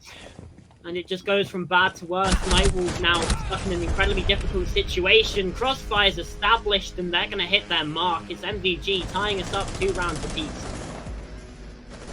Yeah, 2 versus 2 on the round count after a concerning 2 rounds to start with from MVG. They get up and running, they start the engines, and they are looking much, much better. And it looks as though this does look like the map that they chose, and it looks as though they are, you know, going to be getting into a good position to potentially win out this half after bringing it back. And I think that it's I think that's a good kind of foundation for the start of this one for them, because, you know, 2 rounds, good. You know, a 4-2 split, you'd be happy with that in Skyscraper. You know, the best of days and whatnot. If they get another round here, then they'll be ecstatic, especially considering the start that they got. Choices, though, have been made, I think, though, that are a little bit puzzling to me on the kind of NightWolves side of things, and I just want to see them tidy things up a little bit. I'm a bit surprised that we still keep seeing Shanks on the Goyo with the suppressed TCSG. I'm quite surprised we keep seeing that. I think that, you know, Goyo having the 1.5 on the Vector, one of the strongest guns on the defense, to be honest, and it's just one of those ones that kind of puzzles me as to why they're not bringing it. But it is what it is. If that's who they have to be making those rotates and making those line of sights, then it's fair play. But they've stuck to their guns in terms of the operators. They pretty much brought this board in Capcan, Goyo, Mozzie, and the Wamai every single round. So, you know, they've evidently got an idea and evidently got, you know, a foundation that they want to keep following through. Whereas the attackers, they've been a bit more fluid with things, and we see a bit more of a standard lineup from them this time. We did see a Glaz tease there, but they've opted not to go for it. They're going to bring the double hard breach, the ace, and the thermite, just to ensure that they can get those walls open. Minute and 30 seconds already gone on this round, and we'll see where things start to go. This VIP wall is now going to be opened up by the ace of Matt. It's a very useful position just for lines of sight and also just for getting control of that sort of northern side of this bomb site. As we can see now, Thatcher still in play. The EMP is going to be put to great use. So they're going to be used just to open up that main breach. Obviously, Ollie is playing the thermite here, and it's actually quite a good idea to get that sooner rather than later, because of the go-yo that we see on that door from Shanks, it's going to mean that a run-out maybe from Bankers is not going to be able to come through. And the breach being placed here just to open up that wall, but that's to their detriment as Bankers lines 2 up, finds a collateral, but the push still comes in. Easy with 2, Jinky another, finds that trade, and now it's a 1 versus 3. Caesar with 3 picks, not able to find the 4th just yet. Blacklist evading those bullets, but can't evade the AK-12. MVG, they claim the lead here on Skyscraper, 3 rounds to 2. There's NightWolve starting to go on that L streak yet again. Well, a very quick rush, of course, comes through, and it looked as though they were almost like a deer in the headlights scenario. They rushed through the wall and didn't realise, or really think where they wanted to go. Banquist lines them up, gets a couple of kills, happy days, but of course, on the other side of things, you have Caesar to take that round by the scruff of the neck, gets themselves the triple kill, make sure that they don't lose out on that round despite the rush not quite going the way they wanted it to go. They still got the round because of it. They still got the round because Caesar steps up and gets those kills, and that's exactly what we did in the last map, and that is exactly what they're continuing to do on Skyscraper. 3 rounds on their attacker side of Skyscraper after what was a horrifying start to this map. They're losing out on those 2 rounds very convincingly, of course, in the first 2 rounds. So NightWolves are looking a little bit uncharacteristic after the start we've seen, and it looks as though that thing, the momentum shift, the pendulum swinging across the MVG side, it's just been too much to deal with so far, and I'm concerned for NightWolves that if they drop another round here, staring down the barrel of a 4-2 split on the attackers in the Skyscraper, especially when this is MVG's map, is a little bit concerning. Yes, MVG's map, and more importantly, like 58% defensive win rate. You want them to at least get this 3rd round on the board here, because otherwise it's going to be completely falling apart. And I believe they have gone for sort of for karaoke yet again. Indeed, they have. And look at this position that we're seeing coming through from Ollie, playing the Lion, and is just going to get that window opened up for him. Lines of sight will be established on towards the bomb site, and there you go, finally being opened up. And now it's a bit of a struggle, a bit of a challenge, because of that incredibly long line of sight that the Lion is able to hold. Geisha now being opened up, the Lion span comes through. That's going to root the defenders in place just for the duration. It's going to make it a bit more difficult. Caesar downstairs as well is going to be able to use some of that vertical pressure, possibly try and use some grenades as well from down below, try and find some kills onto the NightWolve players. With 1 minute now gone from this round, it is going to now be these early gunfights that start to come through. We saw Pete start to get aggressive there, but Bankers just use his toxic vape canisters, stalls that one out. Second EED rings, E1B rings out. It's Mac who finds the first. Quick entry into Geisha.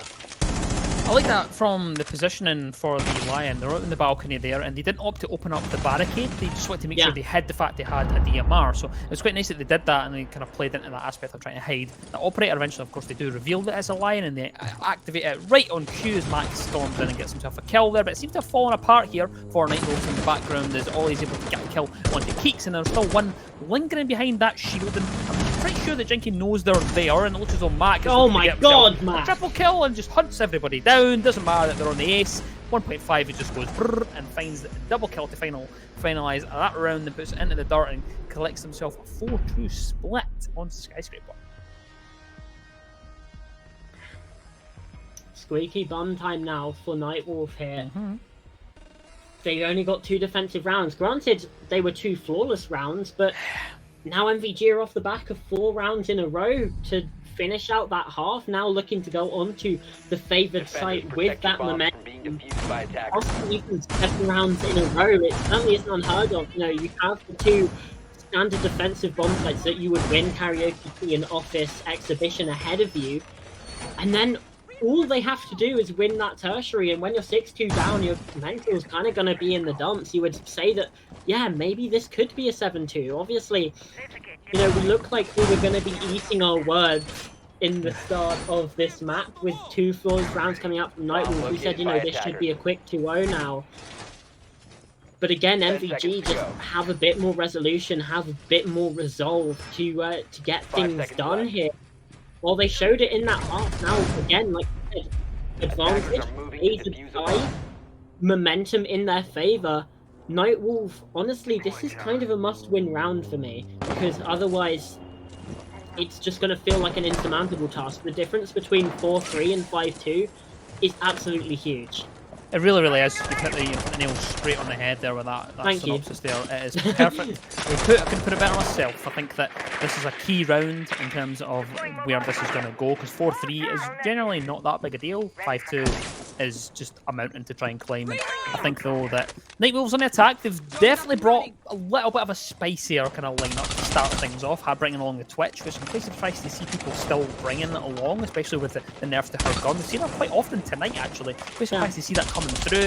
Also the Lion as well. No surprise he's there. The Lion has in the last few months. Sisa here, though, I think is playing for the bait and actually decides to drop the hatch eventually, just feeling way too much pressure inside of Office. It gives that up here, but Shinji's going to get the first kill. It's Ollie to fall, spots ahead, takes it off, and that is the Jaeger gone and dealt with. But there is a shield inside of the Dragon side of things that has to be dealt with, which I think they have just been able to get. Blacklist, though, is bringing the pace, things at quick peek, but when it's found back, it's Sisa to find Blacklist, and now we're in a 4 versus 3 scenario, and a very quick start to this round. Absolutely, 100 seconds still left on the clock. 3 players already out of it. As now the halfway mark steadily approaching. Caesar has found the 1 kill for MVG inside of this round, and well, it's not a flawless round for NightWolve, so maybe MVG are going to be the ones to win it after all. Obviously, that is a bit of a way away. Shanks, yeah, F2 not quite able to find that kill onto Jinky, just got a little bit curious on that main breach. Caesar prepping an impact as well, possibly could have an explosive entry into Drum to catch the attackers off guard, as Mac is going to go for the swing, spots out the Ash of Bankers, but not able to find the kill. Instead dips back to the bomb site as kills and shots start ringing out all over the place, but it's Caesar who finds 1, finds 2, makes it a triple kill in the round. And now 45 seconds left, the momentum, the pendulum swings yet again, as now Shinji and Banquers have to stave off this push from MVG, but they're the ones that need to aggress. They're the ones that need to find that aggression in the moment, because they're on the attack. 30 seconds left, the timer ticking away, as now Shrine starting to be pressured. It's Mac who finds 1 versus 3, but Mac shuts it down. 2 kills in the final moments, and it's 5 rounds to 2. MVG taking stern control of their own map pick as well. They look now poised to take this series 2-0. You know, I was just getting ready to jump in there, and I'm still going to say the sentence that I was going to say had it been passed across to me, because I feel like it's relevant. My bad. No, it's not your bad. No. What I'm saying is what I was about to say had the action not been so explosive. I was going to go, you know, NightWolves have a good position here. However, I am concerned that Sisa is still alive. And of course, before I was even graced with that opportunity to say that Sisa goes through, I'm going to let myself be double killing, that's not any problem at all. Thank you very much. You just think things into existence. How are you exactly. doing this? I knew it was going to happen. I knew it was going to happen, and you know, I maybe should have put a message in the chat just to say, Max, stay with Caesar, or Caesar, or whatever, and the pronunciation is. We should have stayed with them, because I just knew, I could feel it coming. You know, I could feel it coming that he was going to go massive. 10 kills, 4 deaths. Wonderful stuff from Caesar on this map, and that takes us on to 5-2, which is a massive mountain to climb for the attack side. And the thing is, as well, as NightWolves looked decent on that attack. They looked pretty good. They brought so much pace, so quick out of the gate. They got so many kills to start things off, but they just stalled out in that final hurdle, and I'm hoping that they can make amends and try and bring this back to a closer series, of course. And speaking of pace and coming in quickly, Shanks is straight in a window in towards Karaoke, and he's going to drone it out. Quickly, Pete, though, his nose are in that room, doesn't know they're prone, doesn't know where to aim, and eventually does get the kill onto Shanks. That's a man who dropped off, and again, we've seen this tried on the other side. Quickly Pete tried it. Quickly Pete was the one who done it. He tried to do the same thing in the same window, and he knew exactly where that Amaru would have entered, and does get the kill because of that. 5-2 on the scoreboard and 5-4 on the man count currently. Such a scrappy gunfight at the start of things there. And Shanks pays the price. Quick PP down to about 50 points of health. Now spotted out by the Jackal of Banquos as well. So with 1 minute gone, there could be another early gunfight, and indeed Jinky being caught out. The Lion Scan is going to make this position a lot more difficult as Ollie still inside of Drum, being spotted out, but still gets the kill. Banquos does find a trade, taking out Caesar. That's our player, and Banquos finds another. However, Ollie does get the down onto Keeks, but not able to finish it off, as indeed Shinji is going to be there to collect and re-pick up their teammate. 2 versus 3 as well. It's a very explosive start yet again. Half the round gone, half the players gone. Round 8 of Skyscraper looks very, very spicy indeed. It certainly does. 1 minute and 25 seconds left on the clock here. Quick to beat is not in the greatest situation for HP, but neither is Keeks as he's taken straight out of the round, courtesy of an SMG-11 shot, well placed from Jinky. And it's a 2 versus 2 scenario, but there's quite a bit of utility left on side for the attackers. They do still have the Jackal, of course, and the Lion double up as well, so they're able to gather as much intel as possible. Shinji is able to get quick Pete, and now it's a 2 versus 1 scenario. 1 minute left on the clock. Jinky's now going to go for the rotate, spots the player through the wall, can't go land the shots, and goes for the reload. Shinji knows where he is, gets the kill. Attackers of NightWolves are able to bite one back, and are we going to see a comeback here? I hope we do. So do I. They've been given a bit of a lifeline here. It's not the match point that we would possibly expect to see coming through from that. And Exhibition and Office is going to be played yet again by MVG, because it does tend to be, again, that secondary bomb site. Some teams even have it as their primary, because it is just a very, very strong defensive bomb site. They just kind of got caught off guard a little bit. And I think if Ollie's even able to finish Keeks off in that situation, is a very different round. Despite the fact that Keeks is still sitting on a donut with 0 kills, I don't know, just something about being in that 3 versus 2 instead of the 2 versus 2 just makes it feel a lot more doable.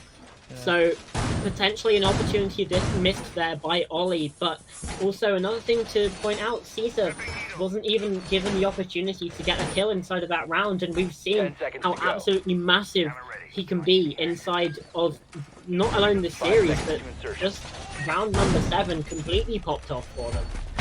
Yeah, I think there's one thing to highlight. You mentioned that if Ollie had got the finish on the Keeks there, that they perhaps should have won the run round it because of that. But I think there was something really funny. It was a kind of funny interaction that Ollie had there. There was the Keeks was trying to take the gunfight through the wall and towards Drum, and Ollie knew exactly where they are, and speaking of knowing exactly where they are, CZ knows exactly where Shinji is, takes the head off.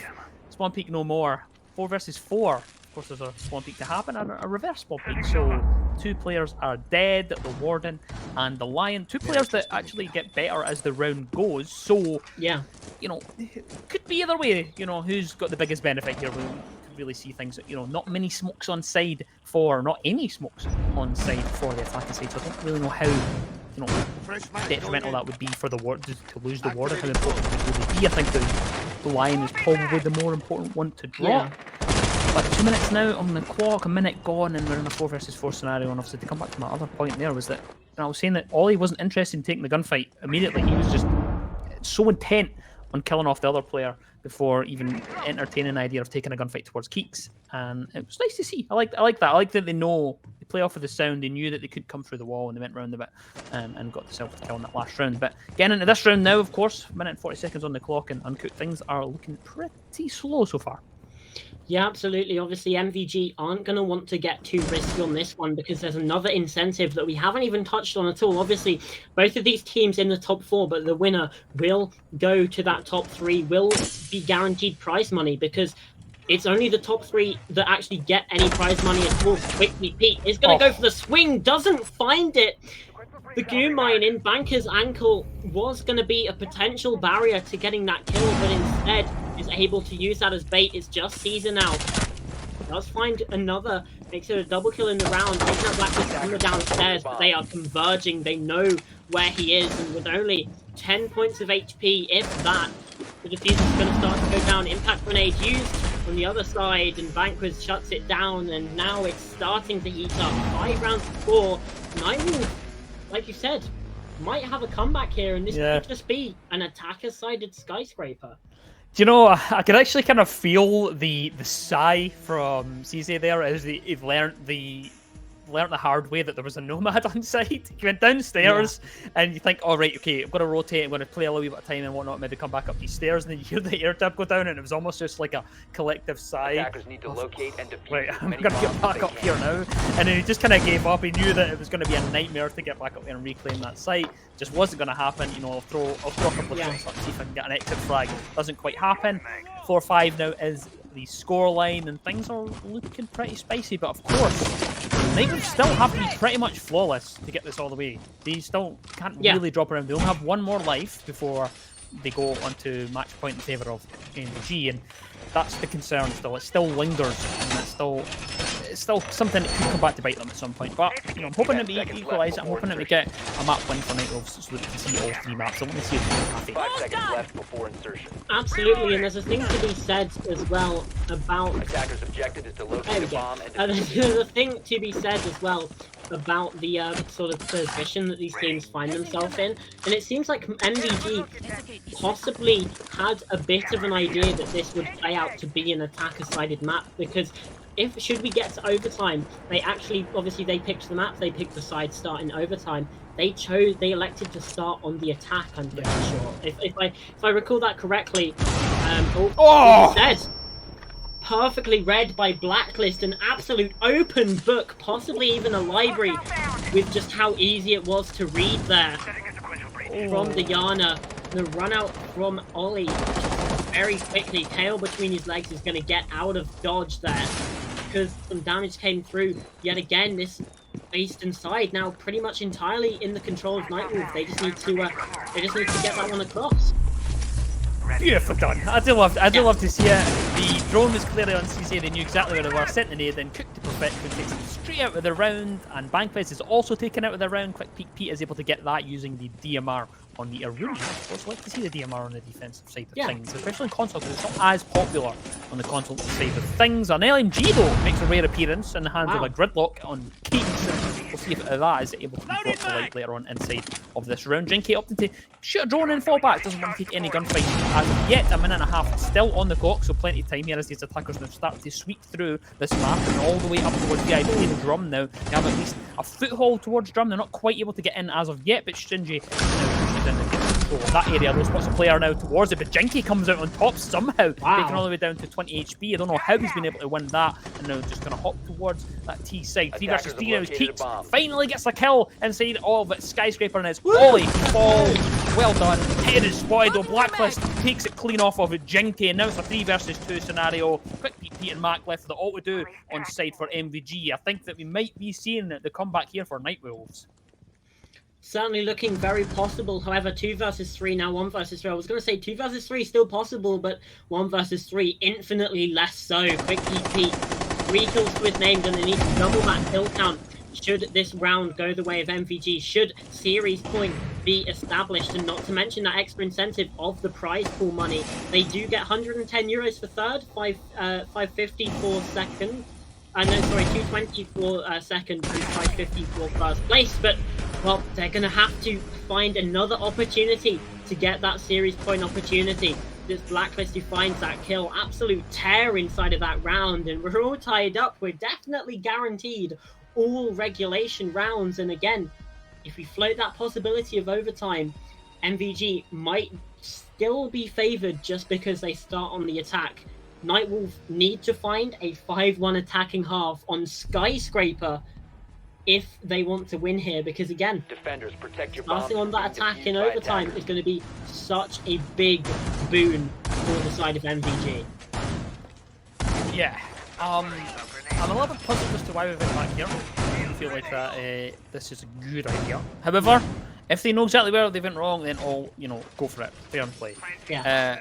The thing is for me though is that I don't feel like the MVG have really put out enough to really merit a win on the defense yet. They've not really done anything, not really stepped outside their comfort zone. I haven't really seen any picks that have really surprised me, any kind of styles of play. It's felt very default, and because of that, NightWolves have just, like any clubhouse, like any Oregon type of attack, they've just ticked the boxes. And I mention every single time that Siege is a game of ticking boxes. That's what it is, right, you could drone this room, box ticked.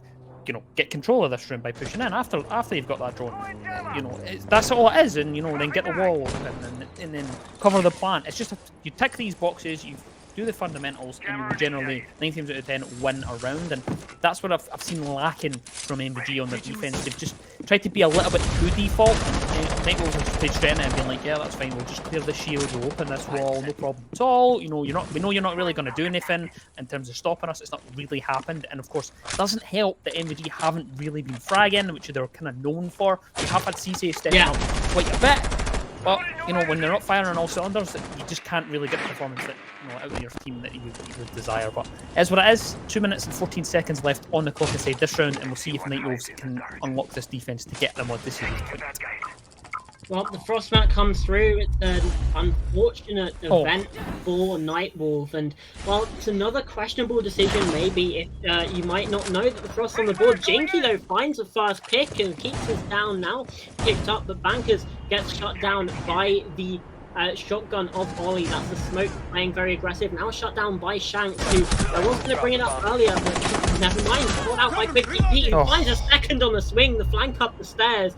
And this is what MVG needed. They possibly going to get that 6 round on the board. It's going to need to be heroics from Shinji. Finds it down onto Caesar, but the swing of Pete has to come through from Pete. Instead, it's just guns and firing every which way. Caesar picked back up. E1D rings out, but Caesar could just sit here on the window. Is his position going to be predicted?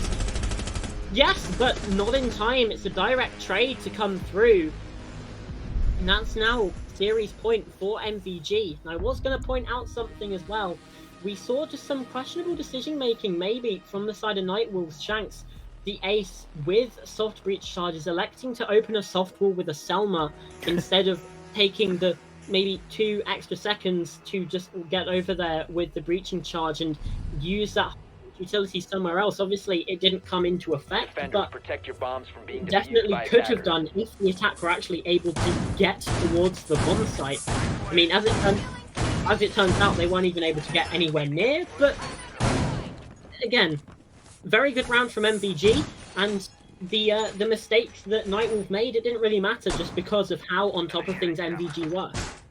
Yeah, and you know, I've seemed to have, you know, been filling out my CV tonight in terms of being able to predict what's been happening, and or at least speaking things into existence. And that's what I want. That's what I did last round. I wanted to see something different. I felt like they were being a little bit too default with it. We seen the flank from Quick Pete, which was perfectly played. You didn't really do anything like that in the last couple of rounds, and that's really been a detriment. They not really went for anything a little bit, you know, kind of spicy, and you know, tried to outplay them, and really just tried to fill the default position, and it hasn't worked for them.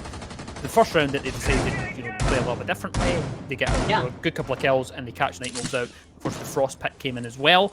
This round, something different. I like to see it. Echo coming through, Thunderbird coming through, the Mira as well. So a little bit more of a change in terms of these operators that we haven't really seen that much from MVG. And I think that this is maybe a pendulum swing now. I think that it might potentially be going back into their favour, and we'll see if it does work out there. But Caesar's getting a little bit more aggressive than they probably should be, being on 5 HP on a Geisha window.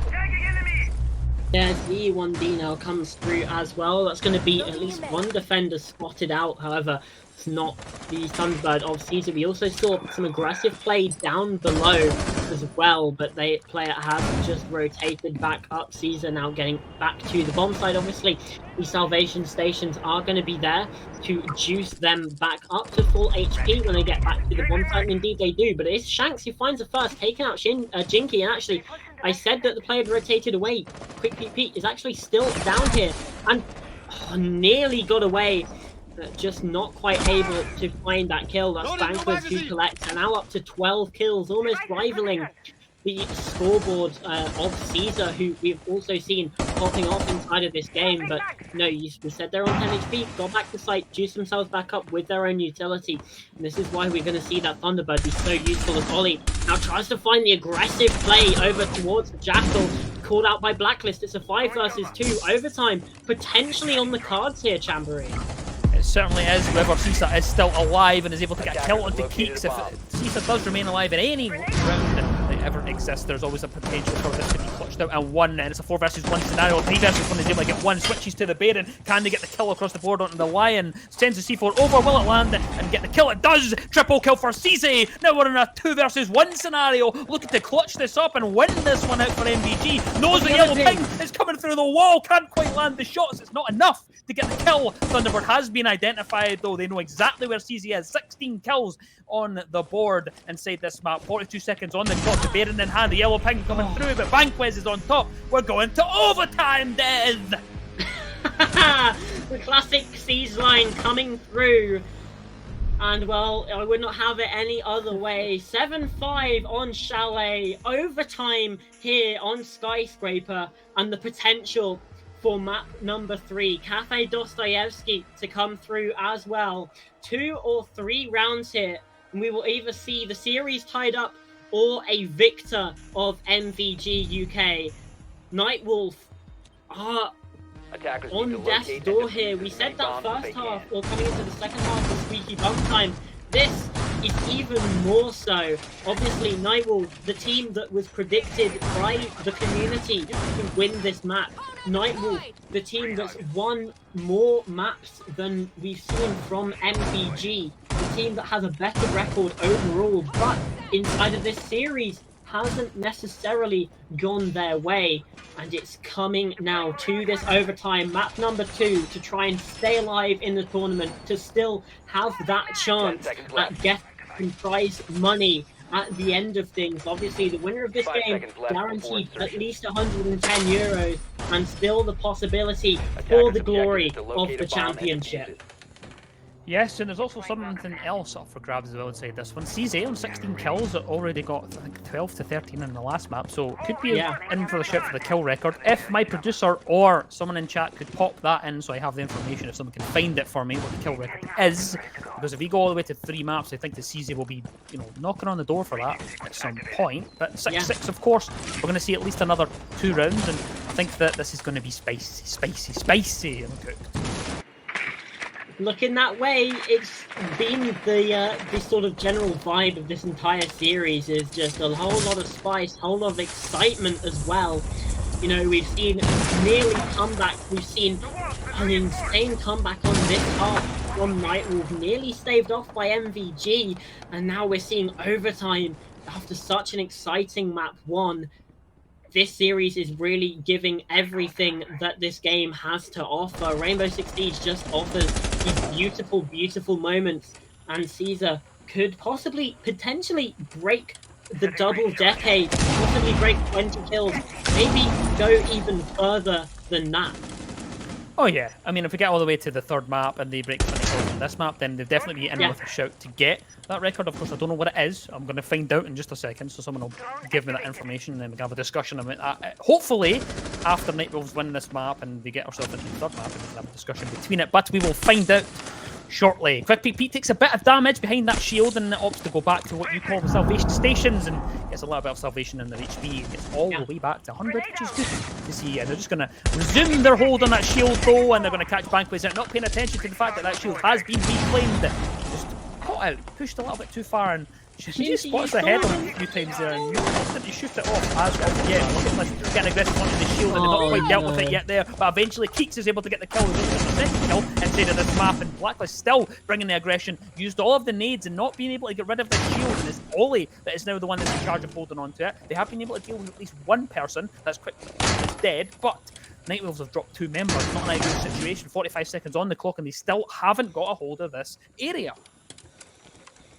We're seeing the more classic sort of Skyscraper coming through now, defensive stronghold of Tea Room Karaoke, as Ollie, like you mentioned, reclaimed this position on that top shrine shield, and Shinji still on a good position on that run door. Ollie comes up, SMG12 finds them both, and Caesar as well, taking out Shinji with the spear.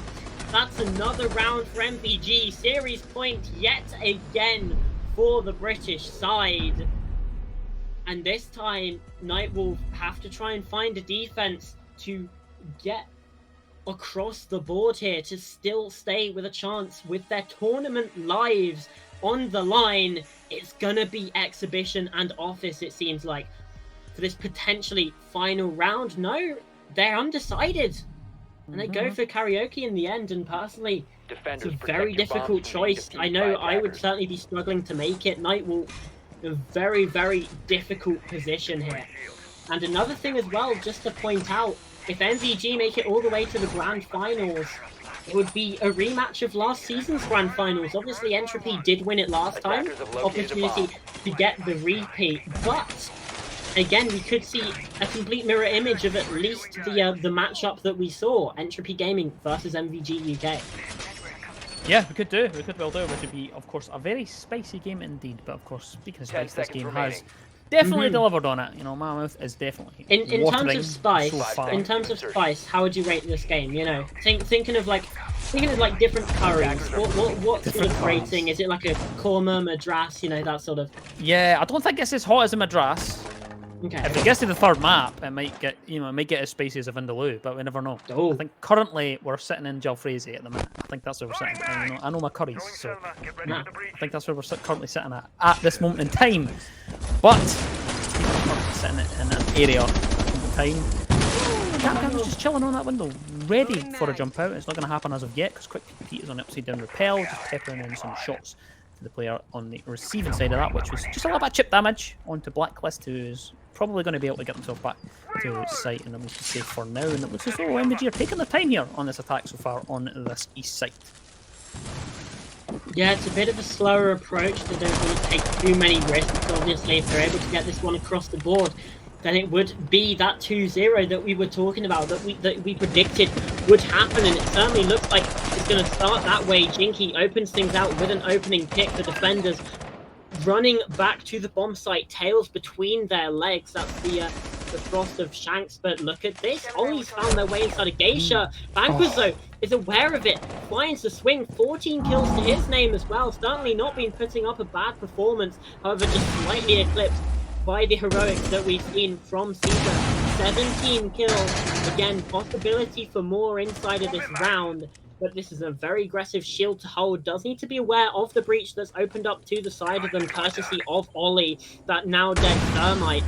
But with that shield now needing to be abandoned, Bankers, who finds another Mac going down, and suddenly defenders start to be favored again here on Skyscraper. With this round also going the way, Keeks is possibly going to be the next port of call for the attack to get rid of inside a drum. But it's Caesar who takes down Shanks. Bankers, though, finds a triple, taking down Pete. Keeks still cut short on this corner as Caesar's taking damage.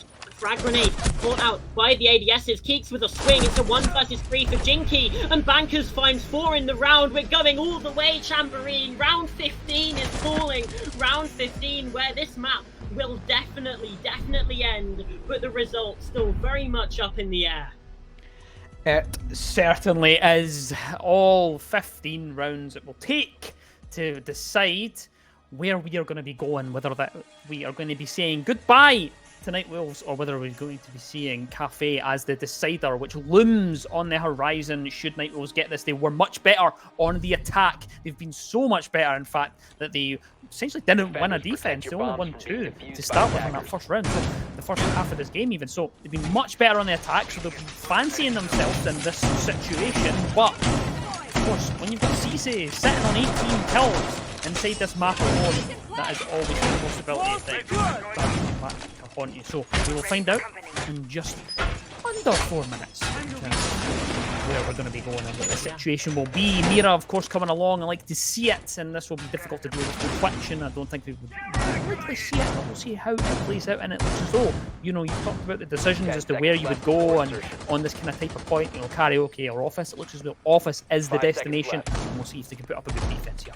Well, they won karaoke last time, so obviously they cannot go there again. And, well, it seems like the most obvious choice to go to office, the two sort of primary and secondary bomb sites. The bottom floor taking a bit less of a precedent for these situations, especially round 15, maximum overtime. You don't want to be in too much of a dangerous situation there. You want to try and be as safe as possible, because yet again, if you don't get this across, then we go to that map 3. However, if MVG win here, that's a series over and done with, and again, we saw maximum regulation inside of map number 1, maximum overtime inside of map number 2. Bankers downstairs, 17 kills of their own. It's not putting in a bad performance at all, rivaling Caesar in terms of that KD.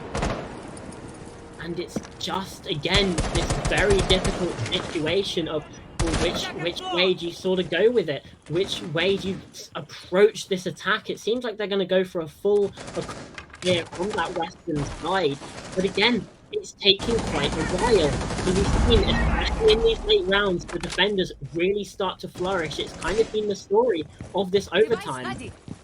It really has, and of course, you know, just mentioned there, time is gone, and we did see a little bit of what could have been an early engagement where the Jackal did find, Jackal of Banquets did find the information on Cisse, who's opted to come back to site, at least played a little bit closer. They are still downstairs, of course, putting on, you know, a little bit of a show down there, and, you know, hopefully they'll run into someone and they can get themselves onto that 20 kills. They'll be hoping for it anyway, but they are going to be spotted out, and if there's any player that you don't want to spot, it's Cisse, and just as, of course, I mentioned it though, Blacklist catches them, not quite looking. They just panicked as soon as their feet were found, and the man advantage is now in favour of NightWolves as they try to start this hunt down. They start to just push towards the site, and a minute left on the clock as things start to get to the spicy, squeaky bum area.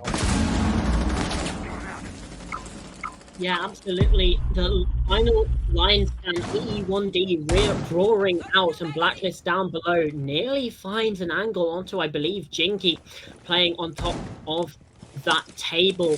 Keeks on the Nomad. Shanks is there to assist as well. Breach is starting to be open. Shinji pressuring from that other side. And this has been a game that we haven't seen many plants actually get across. The fights have been won much earlier than that, but it's Matt who actually finds it, not able to get the second. The pre-fire from Blacklist comes through. 20 seconds though on the clock, and the time is starting to run out. Bankers being downed, I believe, possibly in a frost mat, and gets taken out. No, just right weapon instead, because they're able to do 10 seconds. Timer goes red, and the swarm starts to come through. Ollie finds 1, Ollie finds 2, and Pete again. It's falling apart, and MVG, the 2-0 is completed. They go to that lower bracket finals. They face Minions on Wednesday. And NightWolve, it slips through their fingers, it slips through their hands. They're eliminated from ESA Season 5. MVG, they continue forward. Another day, another game.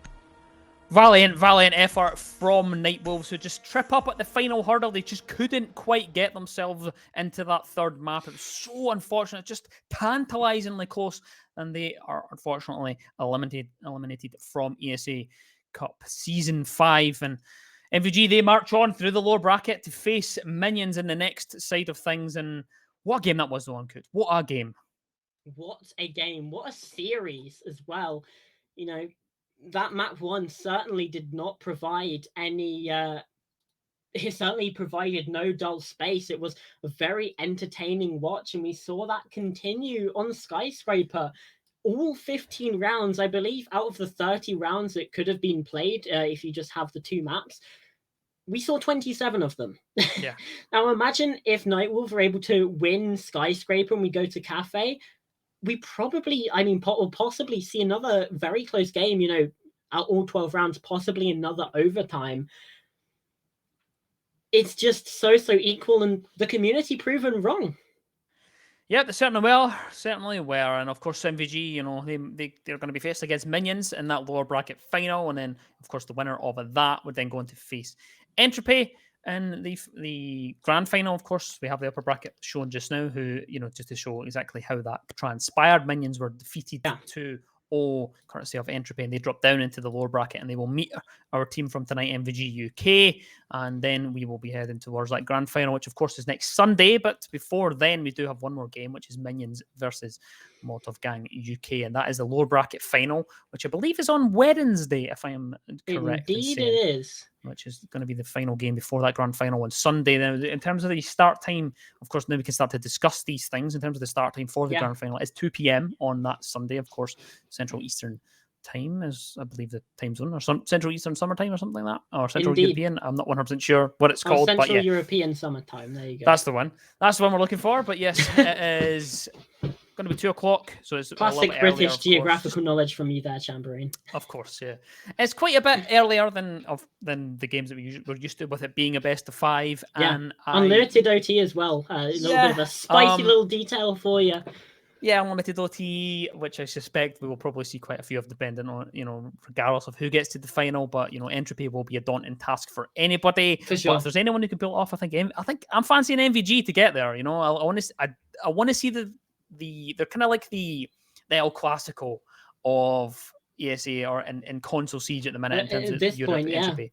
That's the they faced off each other in the final ESA. They've always floated around and whatnot. They've always been a couple of teams that have kind of came to blows quite a few times. And to see MVG coming through the entire lower bracket, that's what I want to see. I know that Minions have had technically an easier run than what Molotov Gang have had. They've been in that upper bracket that entire time. They're only going to have to play one game in the lower bracket before they have potential. And of course, the thing is the other bit of spice that we can kind of discuss, I guess, is the fact that Minions are the only Xbox team left as well. So you could be seeing an Xbox PlayStation final. And of course, by that point, I don't know about you, but I will be on the side of PlayStation. That is where my heart is. That is where I came from.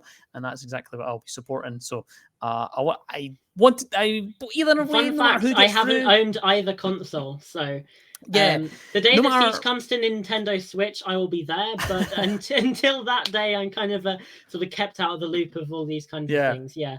I mean, no matter who gets through, it's either going to be it's either going to be an all PlayStation final between the El Clasico, like what I'm going to call it, or it's going to be a PlayStation versus Xbox final. So either way, it's going to be fun. It's going to be exciting. But before then, of course, we have the lower bracket final on the Wednesday. That's the next game ahead for us. But tonight, the match 2-0, MVG win it. And looking towards close fashion. That Wednesday game as well. Minions was a team. I'm going to drop red in it. Said that they would actually win the entire tournament. That was a little bit of a prediction before we got things underway that and possibly might not come true. Obviously, like we said, now guaranteed prize money. Whoever loses that lower bracket final will get 110 euros for the team, which is pretty good amount. And then obviously coming second place 220, but first place 770 euros. Very, very big money, and also you get the glory. And for Entropy, they're looking to get that repeat, which we haven't actually seen from a team to come through inside of ESA. So history potentially being made this week. There is also one other thing to mention, that MVG have been playing without FOD. Because FOD was gone over the weekend. It was away, at the major, Copenhagen. He'll be back on Wednesday. He'll be back. I think he'll be back on Wednesday anyway. He should be. So he'll be back. Whether he'll be playing, whether he'll be, on the coach side of things, I'm not 100% sure where he will slot into that. But 2 good performances of MVG while he was away. So I don't know if they'll change anything or whatnot. And we'll see what happens there. But technically, it was technically a weaker MVG side than what's been through it. There wasn't their main roster. So, I'm excited to see how that plays out on Wednesday. I'll definitely be tuning in and seeing how that goes. But that's going to be it from us tonight. It's also, of course, been myself, Chamberlain, joined by the wonderful Uncooked. And that is the winners Uncooked of MVG. pasta at your service. There you go. MVG winning 2-0 versus NightWolves, unfortunately, who go home. But that's it for ESA Season 5 for tonight. Next game on Wednesday. We'll see you then, and we'll see you for the grand final on Sunday. Thank you very much, and see you, and have a good night. Bye-bye. Bye.